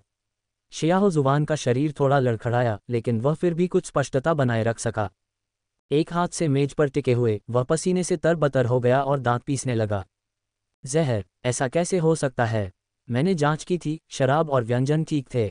हा, शियाहो परिवार ने जिथर संगीत की कला को आगे बढ़ाया है, लेकिन वे जियांगू के निम्न रूपों में भी निपुण हैं। मैं इतना मूर्ख कैसे हो सकता हूँ? शराब अच्छी है, स्वर्गीय पर्वत के झरनों से आ रही है और मांस में 3 इंच जुबान यिन जिनसेंग मिलाने पर और भी बेहतर हो जाती है। ये ताओवादियों को आत्मा को परिष्कृत करने और क्यूई को पूरी तरह से बदलने में मदद करती है। संयुक्त रूप से यह एक श्रेष्ठ पदार्थ है जिसे पथ पर वापसी नहीं के रूप में जाना जाता है। युवा गुरु शियाहो, आप क्या सोचते हैं? बूढ़ा जोर से हंसा और उसकी आवाज़ गूंज उठी। शियाहो जुबान का चेहरा और भी पीला पड़ गया। दूसरी तरफ सफ़ेद कपड़े पहने शू जियांग अचानक उठ खड़ा हुआ, लेकिन बूढ़े ने उसे नीचे खींच लिया। उसका शरीर कांप उठा और खुद को संभाल न पाने के कारण वह मेज पर गिर पड़ा। कुलीन कुलों के इन गिरे हुए बेटों को देखकर वह छटपटाया और गुस्से से चिल्लाया, आप क्या कर रहे हैं लियू वोकियू? हा, मैं क्या कर रहा हूँ? 4 प्रतीकों के मंडप के वामपंथी दूत के रूप में मैं और क्या कर सकता हूँ? तुम्हारी हिम्मत कैसे हुई? जियाहो और हुआंगफू कुलों के बेटे यहाँ हैं, ऐसा मत सोचो कि तुम बेलगाम होकर दौड़ सकते हो। हा, ये ठीक इसलिए है क्योंकि ये 2 युवा स्वामी यहाँ हैं, इसलिए मैंने अच्छी शराब और अच्छे व्यंजन परोसे, ताकि विशेषज्ञों को चिंता न हो। इसलिए युवा स्वामी काउंटी सिटी चले गए। लियू वोकियू खिलखिलाकर हंसा, उसके सफ़ेद बाल बेतहाशा लहरा रहे थे, मानो वह किसी राक्षस जैसा लग रहा हो। 4 प्रतीकों वाले मंडप का नाम सुनते ही शू जियांग का चेहरा तुरंत पीला पड़ गया। बूढ़े व्यक्ति ने अपने वस्त्र सीधे किए और अपने वंशजों से सबको बांधने के लिए हाथ हिलाया। फिर उसने दूर की ओर मुंह करके गहरा प्रणाम किया और जोर से चिल्लाया, संप्रदाय नेता को नमस्कार। आवाज़ दूर तक गूंज उठी। लियू वोकियू अपने लहराते हुए वस्त्रों और बिखरे सफ़ेद बालों में चांदनी में खड़ा था, जिसने उसके झुर्रियों वाले चेहरे पर परछाइयां डाल दी थीं, और वह अविश्वसनीय रूप से भयावह लग रहा था। यद्यपि लोग शारीरिक रूप से कमजोर थे, फिर भी अधिकांश लोग सचेत थे। उनके चेहरे पीले पड़ते जा रहे थे, मानो वे किसी भयानक भूतिया लोक में आ गए हों, जिससे एक दमनकारी वातावरण उत्पन्न हो रहा था, जिससे व्यक्ति सहज ही भय से कांप उठता था। उसी क्षण वांग एनफेंग का शरीर अचानक हरकत में आ गया। पहले की अफरा तफरी और शियाहो जुबान के ध्यान आकर्षित करने के कारण रस्सी लिए हुए उस सुंदर युवक ने ध्यान ही नहीं दिया कि एनफेंग कमजोर नहीं हुआ है और अभी भी हंस रहा था। वह बोल रहा था, भाई वांग, मैंने ही तुम्हें पहले निमंत्रण भेजा था। मैंने कभी नहीं सोचा था कि आज मैं ही तुम्हें ले जाऊंगा। आवाज़ धीमी पड़ने से पहले ही एक आकृति अचानक उभरी। उसका चेहरा सख्त हो गया और वह सहज ही पीछे हट गया, लेकिन उसके सामने वांग एनफेंग के दाहिने हाथ ने मेज से एक लंबी तलवार उठा ली। भयंकर खिंचाव और जोर के साथ, किसी भी प्रकार की तकनीक का उपयोग न करते हुए तथा विशुद्ध रूप से क्रूरता को लक्ष्य करते हुए, रोमिंग ड्रैगन और गेजमून तलवार ने एक ठंडी रोशनी बिखेरी जो सीधे युवक के दिल में घुस गई। वान वेनफेंग की पुतलियां सिकुड़कर खतरनाक रूप से छोटी हो गई थीं और उसका दिल अपनी चरम सीमा पर धड़क रहा था। फिर भी उसके कानों में एक भयंकर गर्जना गूंज रही थी और उसकी स्मृति में लिबो द्वारा सुनाई गई कहानियां गूंज रही थीं, मानो बसंत ऋतु में बिजली चमक रही हो, लगातार जाग रही हो और गूंज रही हो। यदि आप बाघ को हराने में असफल रहे तो आपको उससे नुकसान हो सकता है। जीवन और मृत्यु के संघर्ष में आप पीछे नहीं हट सकते। या तो दुश्मन मर जाएगा या मैं नष्ट हो जाऊंगा। उसकी आंखों में एक ठंडी चमक चमक उठी, बिना किसी हिचकिचाहट के। वान वेनफेंग ने जोर से तलवार निकाली और अपनी कमर घुमाई। तलवार की बर्फीली चमक तेज थी जब उसने उसे युवक के गले पर वार किया, जिससे खून की धार बह निकली। युवक चीखा और जमीन पर गिर पड़ा। वान वेनफेंग अचानक उठ खड़ा हुआ, एक हाथ से ज़ियाओ जुवान को और दूसरे हाथ से हुआन फुजियोनग को पकड़ लिया, आगे की ओर छलांग लगाई। उसका खून उबल रहा था लेकिन उसका दिमाग पहले से कहीं अधिक तेज था। शत्रुओं की संख्या बहुत अधिक होने तथा पूरे क्षेत्र में बिखरे होने के बावजूद उनमें से सबसे शक्तिशाली अभी भी संप्रदाय के नेता का अभिवादन कर रहे थे तथा अपना पूरा प्रयास नहीं कर पा रहे थे। यह मामला बहुत महत्वपूर्ण था और निश्चित रूप से बहुत कम लोगों को इसकी जानकारी थी। पलायन। वह तुरंत दौड़ पड़ा, शियाहो जुबान की चाय पीकर और लिंगसू विला का औषधीय भोजन खाकर। उसकी आंतरिक शक्ति पूरी तरह से भर गई थी, मानो कोई बाघ पहाड़ों से नीचे कूद रहा हो और वह भाग रहा हो। कुलीन परिवारों के कनिष्ठ सदस्यों ने ये देखकर मदद के लिए पुकार लगाए। उनकी आवाज़ें कोमल और कोमल थीं, संभावित लाभों का लालच देने की कोशिश कर रही थीं, कई तो बेहद ईमानदार लग रहे थे। लेकिन वान वेनफेंग, जो पहले एक विनम्र सज्जन की तरह व्यवहार कर रहा था, अब भयावह रूप से ठंडा और उदासीन हो गया था। उसने एक नज़र भी नहीं डाली और सीधे जंगल में भाग गया। लियू वुकियू की अभिव्यक्ति नाटकीय रूप से बदल गई और वह गुस्से से चिल्लाया। वान वेनफेंग की पीठ पर स्पेस डिवाइडिंग पामफोर्स का प्रहार किया, लेकिन फिर सदमे में चिल्लाया, रॉयल क्यूई कवच। तब तक वान वेनफेंग हथेली के प्रहार की ताकत से सहायता प्राप्त कर एक बाघ की तरह जंगल में भाग गया। उसकी कार्रवाई दृढ़ थी और वह तेजी से भाग निकला, एक जीवन रेखा पकड़ ली और एक पल में मुक्त हो गया। जंगल में प्रवेश करते ही वान वेनफेंग पहाड़ से नीचे नहीं उतरे, बल्कि एक पल के लिए बाहर की ओर चले, जानबूझकर कई निशान बनाते हुए। फिर उन्होंने 9 महल सीढ़ियों की विधि का उपयोग करके दिशा बदली और ऊपर की ओर चढ़ गए, जिससे बाकी सभी पीछा करने वालों को पता ही नहीं चला और वे बस पीछा करते हुए रास्ते पर चलते रहे। जब वे साइन बोर्ड के स्थान पर पहुंचे तो उन्होंने 2 गार्डों की दुखद स्थिति देखी, जिससे वे सदमे में चीखने लगे। इस समय वान वेनफेंग अपने दोनों दोस्तों को पकड़कर दौड़ा जा रहा था, सीधे जू किनशुन के घर की ओर। ज़ियाओ जुबान को वह घसीटता हुआ ले जा रहा था। स्थिति इतनी गंभीर थी कि उसका दिल मानो सीने से बाहर निकल रहा था। ये देखकर उसने फुसफुसाते हुए कहा, तुम जू शिसान के घर पर छिपने की योजना बना रहे हो? नहीं, ये यही है, वान वेनफेंग ने जवाब दिया और सीधे जियांगन शैली के मंडपों के पास लियू वुकियू के घर की ओर दौड़ा। आधे बंद दरवाजे से कंधे से रास्ता बनाते हुए अंदर भागा और लकड़ी के दरवाजे को ध्यान से बंद करके आखिरकार राहत की सांस ली। वह एक गहरी सांस लेकर जमीन पर बैठ गया, उसके माथे से पसीना टपक रहा था और वह हाँफने लगा। अच्छा, ठीक है, यहाँ हम कर सकते हैं। ज़ियाओ जुबान एक पल के लिए चुप हो गया, फिर बोला, सबसे खतरनाक जगह अक्सर सबसे सुरक्षित होती है, लेकिन बहुत से लोग इस तर्क को जानते हैं। वान वेनफेंग ने उसकी ओर देखा और अपनी सांसें संभालते हुए कहा, मैं तो बस इसका मार्ग ढूंढना चाहता हूँ। यदि यह आपको मूर्ख बना सकता है तो ये जहर बहुत मूल्यवान होगा और इसका मार्ग सावधानी से छिपाया गया होगा। शियाहो जुबान ने भौहें चढ़ाते हुए कहा, लेकिन इसका मार्ग संभवतः उसके शरीर में ही हो सकता है। उस समय वान वेनफेंग ने पहले ही चीज़ों को टटोलना शुरू कर दिया था, उन्हें ऐसे पलट रहा था जैसे उड़ रहा हो, और बिना अपना सिर घुमाए उसने कहा, संभावना नहीं है। लिबाई ने कहा कि जो लोग गहरी साजिश रचते हैं और दुष्ट होते हैं, वे अपने विषर औषधियों को छिपाते हैं, इसलिए यदि वे मारे भी जाएं, तो जहर दिया गया व्यक्ति परमानंद से और भी अधिक निराशा में डूब जाएगा और अक्सर अपनी जान लेने का विकल्प चुनता है। केवल धमकी के लिए इस्तेमाल किए जाने वाले जहरों के ही मारक होते हैं जो व्यक्ति के शरीर पर पाए जा सकते हैं। इसके अलावा हमारे पास और कोई विकल्प नहीं है। मुख्य मार्ग पर नज़र रखने वाले 2 पहरेदार, मैं उनका मुकाबला बिल्कुल नहीं कर सकता। हालांकि उसने इस स्थिति पर सहज प्रतिक्रिया व्यक्त की थी, फिर भी वान वेनफेंग को लगा कि कुछ ठीक नहीं है। अभी अभी उसने एक गुरु की ताकत का गलत अंदाज़ा लगाया था, क्योंकि लियू वुकियू की हथेली सीधे उसकी पीठ पर लगी थी। वार एक तेज आवाज़ के साथ हुआ था, लेकिन ये बस एक हल्का सा बल था जिसने उसे भागने में मदद की। वह बिना किसी खरोंच के बच गया। फिर भी बूढ़ा आदमी रॉयल क्यूई कवच नाम की किसी चीज़ के बारे में डर से चिल्ला उठा था। उसने जो कोट पहना हुआ था वह उसे जू किनशुंग ने दिया था और उसके नीचे के कपड़े उसने स्वयं फाड़े हुए कपड़े से बनाए थे, जिसकी कीमत प्रति 30 रजत सिक्के थी। ये संभवतः कोई शाही क्यू कवच कैसे हो सकता है। इसके अतिरिक्त भोजन और पेय के माध्यम से विषाक्तता का तरीका, हालांकि गंभीर प्रतीत होता है, असफल हो जाएगा यदि कोई व्यक्ति शराब नहीं पीता है या उसे वे व्यंजन पसंद नहीं है न? क्या जहरीला धुआं बेहतर नहीं होगा? वान देनफेंग के मन की गहराई से बेखबर शियाहो जुवान को उसका तर्क बेहद सटीक लगा। बाहर चीख पुकार की आवाज़ें नज़दीक आती गईं और फिर दूर चली गईं। वान देनफेंग के हाथ उसकी तलाश में तेजी से आगे बढ़ रहे थे। यद्यपि उसने शांत रहने की पूरी कोशिश की, लेकिन उसकी गतिविधियों का अपरिहार्य घर्षण, प्रत्येक छोटी सी टक्कर शियाहो जुवान के कानों में बिजली की गड़गड़ाहट की तरह सुनाई देती थी, जिससे उसका दिल तेजी से धड़कने लगता था। वह 15 साल तक जीवित रहा था, लेकिन आज जैसी घबराहट उसने पहले कभी अनुभव नहीं की थी। घर में आगे और पीछे एक हॉल था और ज्यादा बड़ा नहीं था। वान देनफेंग ने जल्दी से हर जगह ढूंढा, लेकिन उसे कोई दवा नहीं मिली, सिर्फ पुरानी शराब का एक जार जो न जाने कब से पड़ा था। उसने उसे लापरवाही से बिस्तर पर फेंक दिया।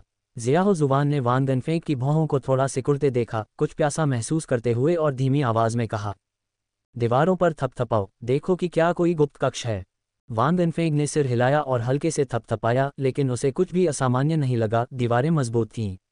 ज़ियाहो जुवान का दिल हर गुजरते पल के साथ डूबता जा रहा था और वह मन ही मन खुद से हंस रहा था। सोचिए, गार्डों का ध्यान भटकाने की मेरी चाल ने मुझे ऐसी मुश्किल में डाल दिया है। मीठी मीठी बातें, ओह मीठी बातें।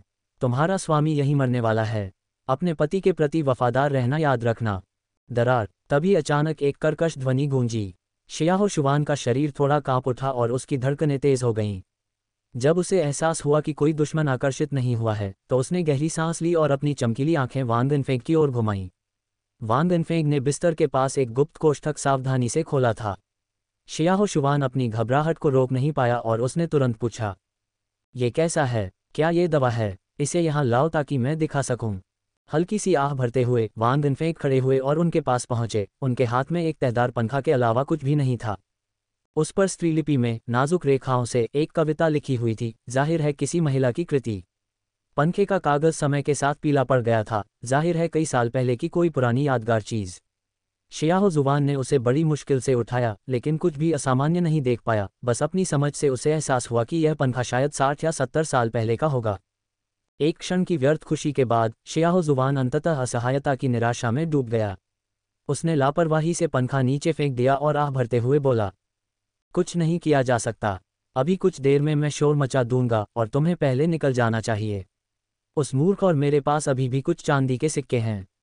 पहाड़ से नीचे काउंटी शहर में जाओ और सबसे बड़ी सराय में एक तपेदीग्रस्त भूत को ढूंढो जो एक जित्था पकड़े हुए है। अगर तुम जल्दी करो तो शायद हम अभी भी सांस ले रहे होंगे। वान देनफेंग चुप हो गया, लेकिन उसकी नज़र मुरझाए हुए पीले रंग के पंखे पर पड़ी।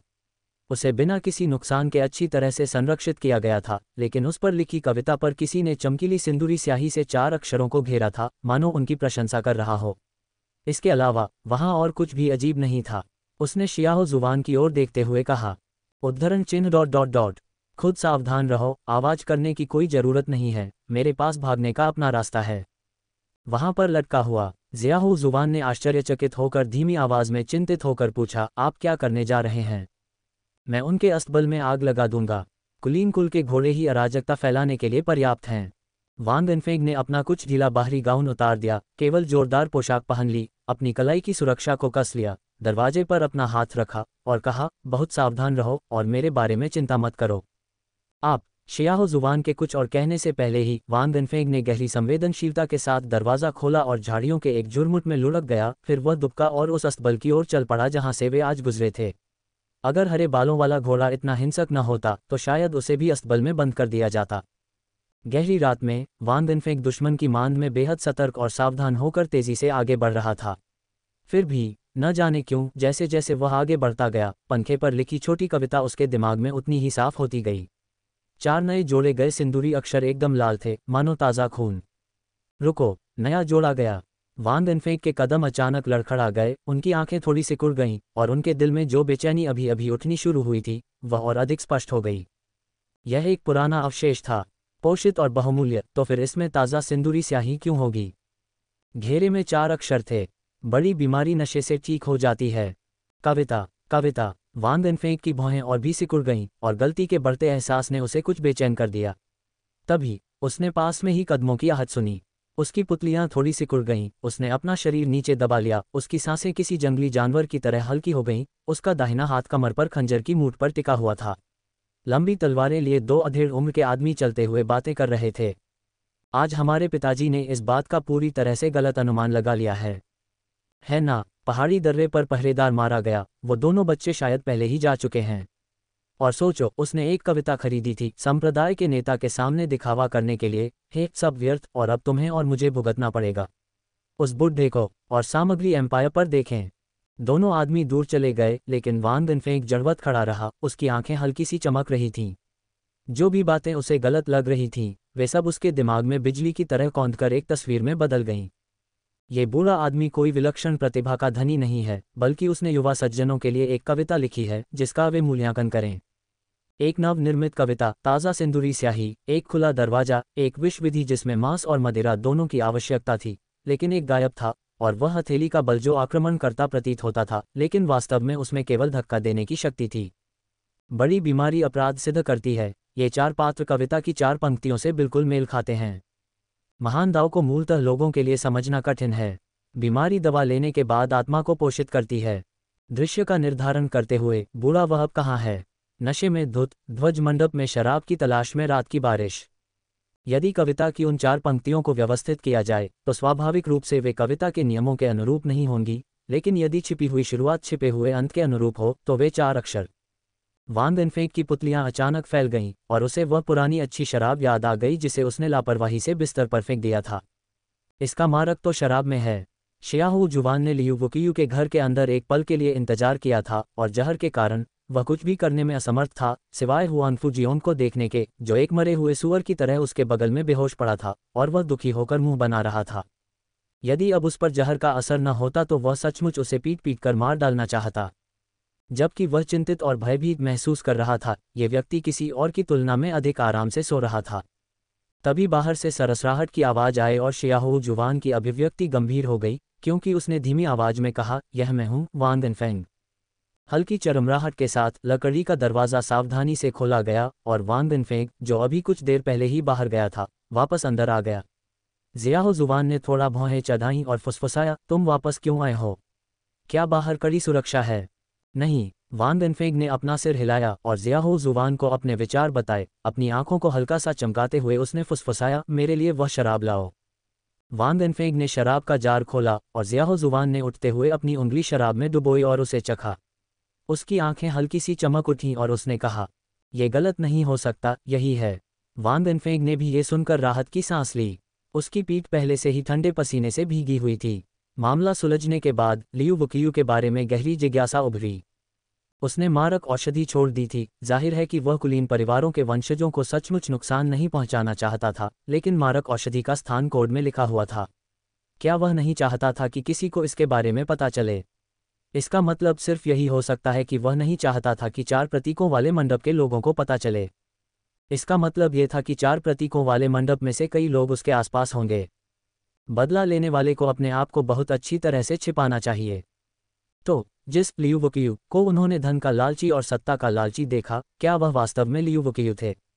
किसी कारण से उसे अचानक अपने पहले प्रतिद्वंद्वी की याद आ गई, जो इस तथ्य को छिपाने के लिए कि वह किंगडोंग में भी कुशल था, विशुद्ध रूप से बाहरी मार्शल आर्ट से लड़ता था, तीसरे दौर में एक घातक चाल का लक्ष्य रखता था, जिससे उसे विश्वास हो जाता था कि वह कहानी के दो दौर के माध्यम से किंगडोंग का उपयोग नहीं कर सकता। लियू वुकियू को 60 से 70 वर्षों तक एक कायर, व्यभिचारी, लालची और कामुक व्यक्ति के रूप में जाना जाता रहा है। तो क्या ये वह जाल था जो वह 60 वर्षों से बिछा रहा था? वान वेनफेंग के दिल में अचानक एक ठंडक दौड़ गई और उसकी खोपड़ी में झुनझुनी होने लगी। वह साधारण सा दिखने वाला बूढ़ा आदमी अब छाया में लिपटा हुआ बिल्कुल अस्पष्ट सा लग रहा था। बगल में शियाहो जुवान ने औषधीय मदिरा ली, 2 बार खांसी और कहा, तुमने भी इसे देखा? शियाहो जुवान के चेहरे पर जटिल भावनाएं उभर आई थीं जब वह फुसफुसाया, 80 साल तक जीने वाला व्यक्ति यह कैसे नहीं समझ सकता कि हमने अभी क्या पता लगाया है? वह जरूर यही चाहता होगा कि दूसरे लोग सोचें कि वह कुछ नहीं समझता। साम्राज्य के नए रोमांच का आनंद लें। शतरंज की बिसात 19 ऊर्ध्वाधर और क्षैतिज रेखाओं से बनी है, कुल 361 अंक 9 सितारों के साथ। अभी आप और मैं इस खेल के तियान युआन के भीतर हैं। दुर्भाग्य से न तो आप और न ही मैं शतरंज के खिलाड़ी हैं, बल्कि केवल चारा हैं। वांग गनफेंग चुप रहे, उनका हाथ खिड़की पर टिका हुआ था। Dot dot dot dot dot dot dot dot dot. बेहद आलीशान कपड़े पहने लियू वुकियू एक अधेड़ उम्र के आदमी के बगल में सम्मानपूर्वक खड़ा था। रात की हवा थोड़ी ठंडी थी, जिससे लियू वुकियू के पीले बाल बिखरे हुए थे और नीचे काली खाई में झांक रहे थे, जो उसके 15वें साल की सर्दी की याद दिला रहा था। उस जमाने में वह आज की तरह सलीके से कपड़े नहीं पहनते थे, लेकिन मोटे जरूर होते थे। फिर भी ठंड तो थी ही, एक तरह की ठंड जो उनके दिल की गहराइयों से रिश्ती रहती थी, इसलिए वह हमेशा आम लोगों से कहीं ज्यादा सलीके से कपड़े पहनते थे। वुकियू, इस बार तुमने गड़बड़ कर दी, काले वस्त्र पहने व्यक्ति ने कहा। उसकी आवाज घंटी की तरह गूंज रही थी, जिसने लियू वुकियू के दिवास्वप्न को चकनाचूर कर दिया, जिसमें वह खोया हुआ था।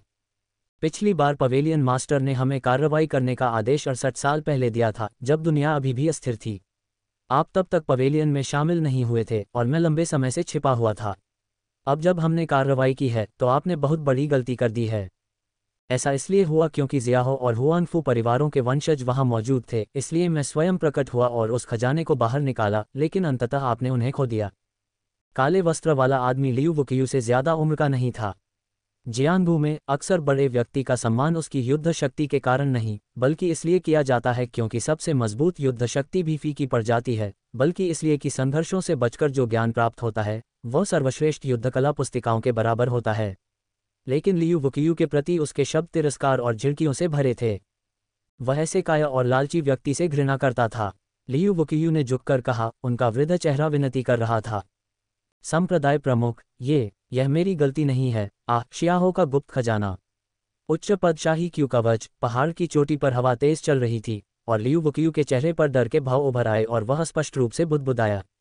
काले वस्त्रधारी व्यक्ति ने शियाहो के गुप्त खजाने और उच्च पदशाही क्यू कवच के बारे में सुना और उसके मन में लालच की भावना जाग उठी। वह सहज ही पास गया और सख्ती से बोला, लियू वुकियू, क्या तुम इतने बूढ़े हो गए हो कि साफ साफ बोल नहीं सकते? बोलो। लियू वुकियू कांप उठा। उसने अपनी आवाज थोड़ी ऊंची करते हुए कहा, जियाहो युवा स्वामी की रक्षा करने वाला खजाना। जियाहो कुलीन कबीले का सुरक्षात्मक खजाना। उसके शब्द अभी भी कुछ कांप रहे थे। काले चोगे वाले आदमी ने अधीर होकर लियू वुकियू को पकड़ लिया और अचानक एक ठंडी रोशनी चमक उठी। उसकी कलाई में दर्द हुआ और बाघ की दहाड़ के साथ उसने बूढ़े आदमी को जोर से एक तरफ फेंक दिया। लेकिन बहुत देर हो चुकी थी। लियू वुकियू ने हवा में ही अपनी बाहें फैला दी और ठंडी रोशनी फूट पड़ी। एक पल में तारों की रोशनी काले वस्त्रधारी व्यक्ति के चारों ओर 37 महत्वपूर्ण बिंदुओं को भेदती हुई चमक उठी। खून बहने लगा और संप्रदाय का नेता बिना चीखने का मौका दिए अकड़कर गिर पड़ा। तब तक लियू वुकियू आगे बढ़कर उस गुप्त खजाने को फाड़ने लगा था, जो बाहर से तो टूट गया था, लेकिन अंदर एक साधारण जैद ताबीज से ज्यादा कुछ नहीं था। बूढ़े आदमी के चेहरे पर थोड़ी सी झुरझुरी हुई, फिर भी कोई बड़ा बदलाव नहीं आया। स्वर्ग से एक लंबी और शांत आवाज आए, तुमने 60 साल से भी ज्यादा समय तक खुद को पालतू कुत्ते की तरह परेशान किया। मुझे लगा था कि तुम भूल गए होगे, लेकिन मेरे लिए किसी दैवीय व्यक्ति को पाकर मैंने अपनी आस्तीन में एक तरकीब छुपा रखी थी। ऐसा लगता है इतने दशकों के बाद भी आप इसे छोड़ नहीं पाए। इस भाषण के बीच में नीले वस्त्र पहने एक ताओवादी बुजुर्ग प्रकट हुए। उनके चौड़े वस्त्र लहरा रहे थे और वे हवा में आगे बढ़े।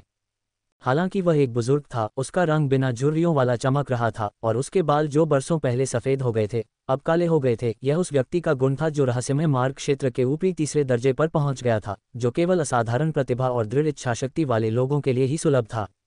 अपना दाहिना हाथ घुमाकर उसने एक रक्त बगुआ प्रकट किया, जो एक अशुभ आभा से भरा हुआ था, जिसकी गंध से उबकाई आ रही थी।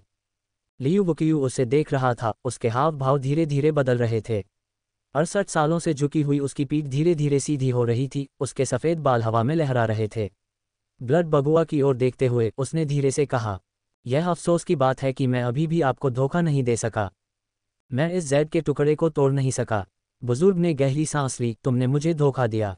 मैंने कभी नहीं सोचा था कि कोई जिंदगी भर एक ही किरदार निभाता रहेगा, जब तक कि उसके सारे साथी मर न जाएं और उसे अपनी जवानी की नफरत याद रहे। लेकिन मेरे मन को शांति नहीं मिल रही थी, इसलिए मैंने किसी दिव्य व्यक्ति को अपने पास बुलाया। सामान्य लोगों को मध्य तृतीय श्रेणी तक पहुंचने के लिए 70 वर्षों की साधना करनी पड़ती है। आप 12 वर्षों से यहाँ अटके हुए हैं, जबकि मैं पहले ही उच्च तृतीय श्रेणी तक पहुंच चुका हूँ। आप मेरे सामने कुछ भी नहीं हैं। यदि आप वापस चले जाएं, तो ये देखते हुए कि आपने अपना सारा जीवन ईमानदारी से जिया है, मैं आज की बात भूल सकता हूँ।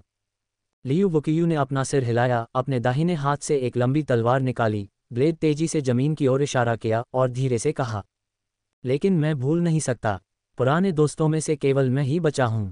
वह अनाड़ी युवक जो किसी और के तलवार के वार को भी नहीं रोक सकता था, अब सफ़ेद बालों से भरा सिर, वह अपनी जवानी में उससे हुई पहली मुलाकात को कैसे भूल सकता है। लियू वुकियू हाथ में तलवार लिए आगे बढ़ा और अपनी अंतिम दौड़ शुरू की।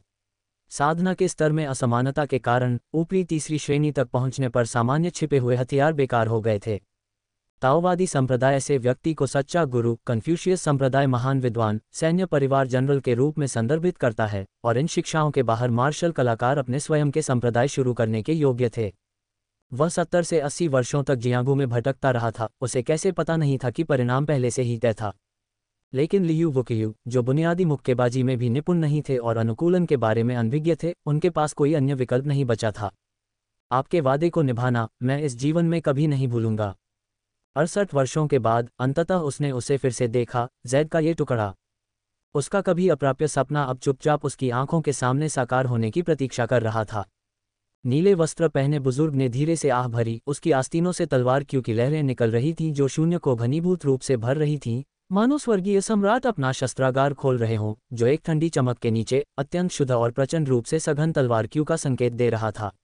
फिर भी जब लियू वुकियू को उन वर्षों के चकाचौंध भरे तारों भरे आकाश की याद आए, उसी तारों भरे आकाश के नीचे उसने मेई चुक्सू को दफनाया, बहन किंगली के माता पिता के लिए व्यवस्था की, वांग परिवार के भाई वांग की मेज पर सभी चांदी के सिक्के छोड़ दिए, उन फूलों को पानी दिया जिन्हें सुंदर युवती पसंद करती थी, और फिर विनम्रतापूर्वक घुटनों के बल बैठ गया, अपने अभिमान को वश में किया और 68 साल तक एक कुत्ते की तरह रहा, धन सुगंधित वस्त्र पहने लिंगसू विला के शीर्ष पर बैठा रहा।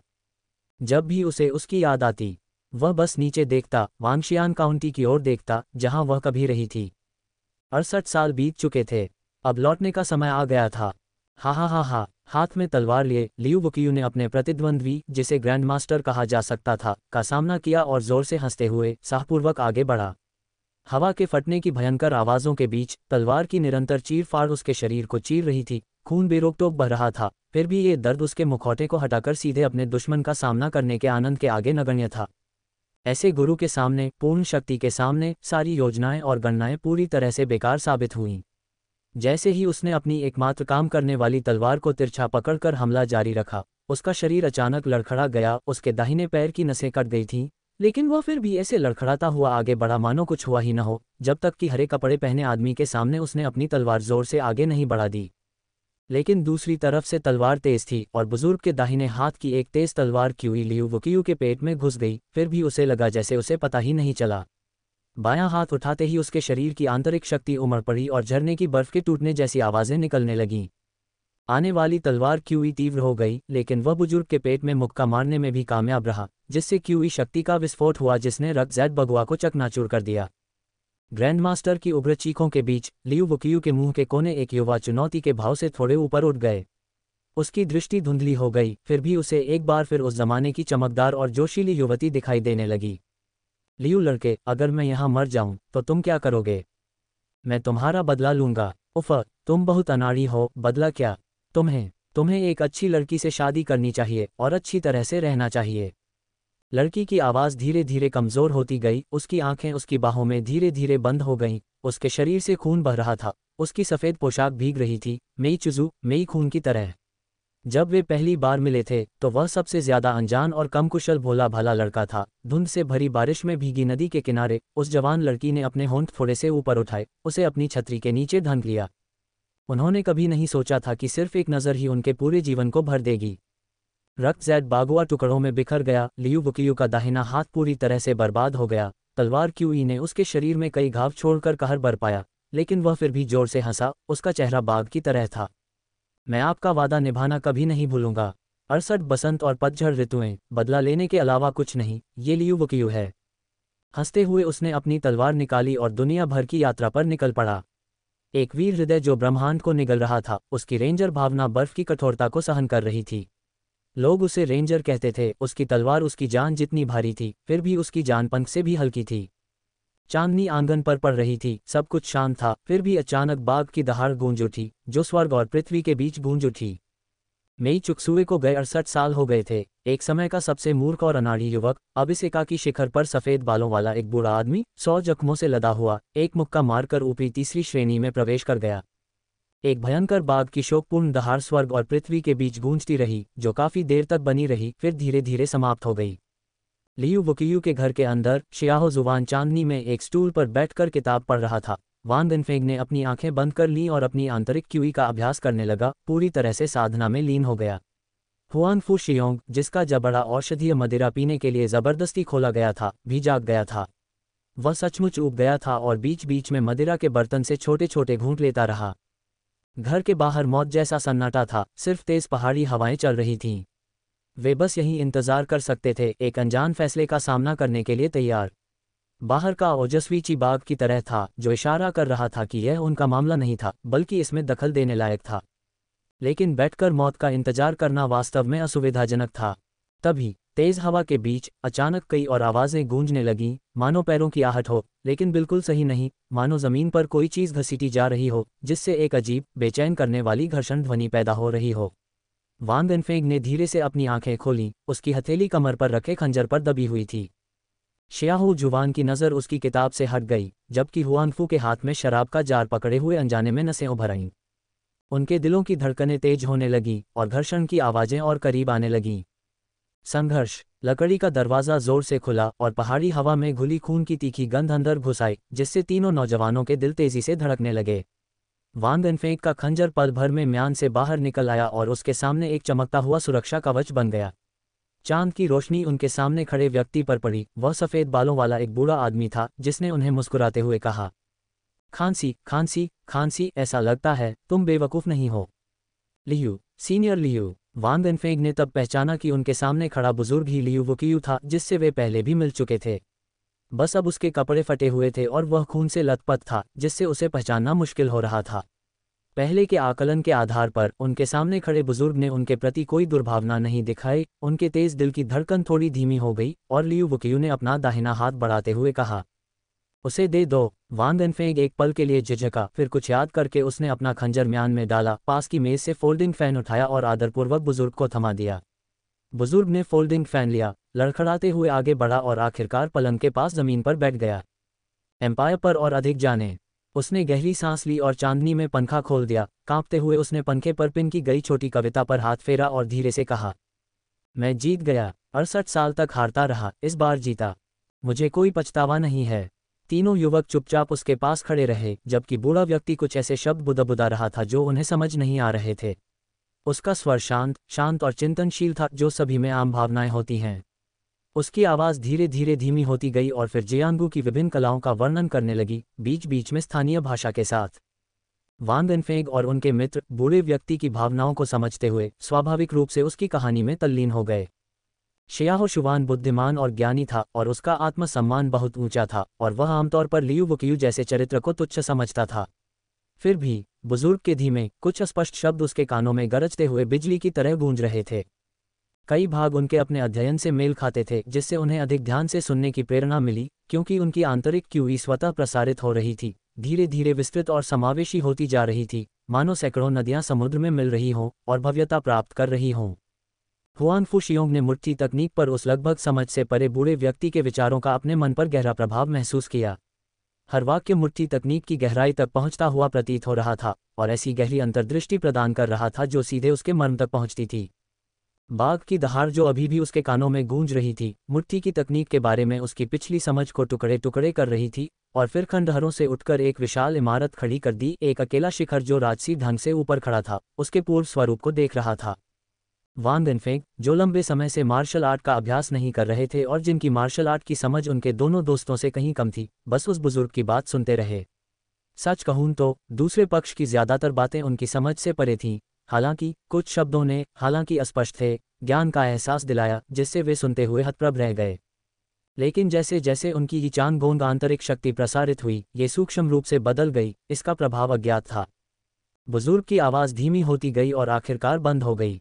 उसने वान दिनफेंग और बाकी दोनों की तरफ देखते हुए कहा, आपकी योग्यता बुरी नहीं है। मैंने अपने जीवनकाल में बहुत कुछ सीखा है और आज की सफलता ने मुझे बहुत ज्ञान दिया है। आप तीनों इसे पूरी तरह से समझ नहीं पाए, लेकिन आप खाली हाथ नहीं लौटे हैं।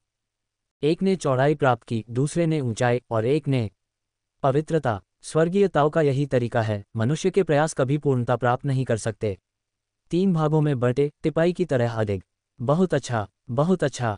बुजुर्ग व्यक्ति के चेहरे पर जटिल भाव थे और उन्होंने कुछ शब्द बुदबुदाते हुए कहा, मैं थक गया हूँ, मुझे सो जाना चाहिए। तीनों को उसका आशय समझ नहीं आया, लेकिन वे लियू बुकियू की शिक्षाओं के प्रति कृतज्ञ थे। उन्होंने प्रणाम किया और कमरे से बाहर निकल गए, उस रात के जीवन मरण के अनुभवों पर विचार करते हुए जो एक स्वप्न जैसा लग रहा था। आकाश में अर्धचंद्र अस्त हो चुका था और भोर की मंद रोशनी ऊपर की ओर उमड़ती हुई प्रतीत हो रही थी।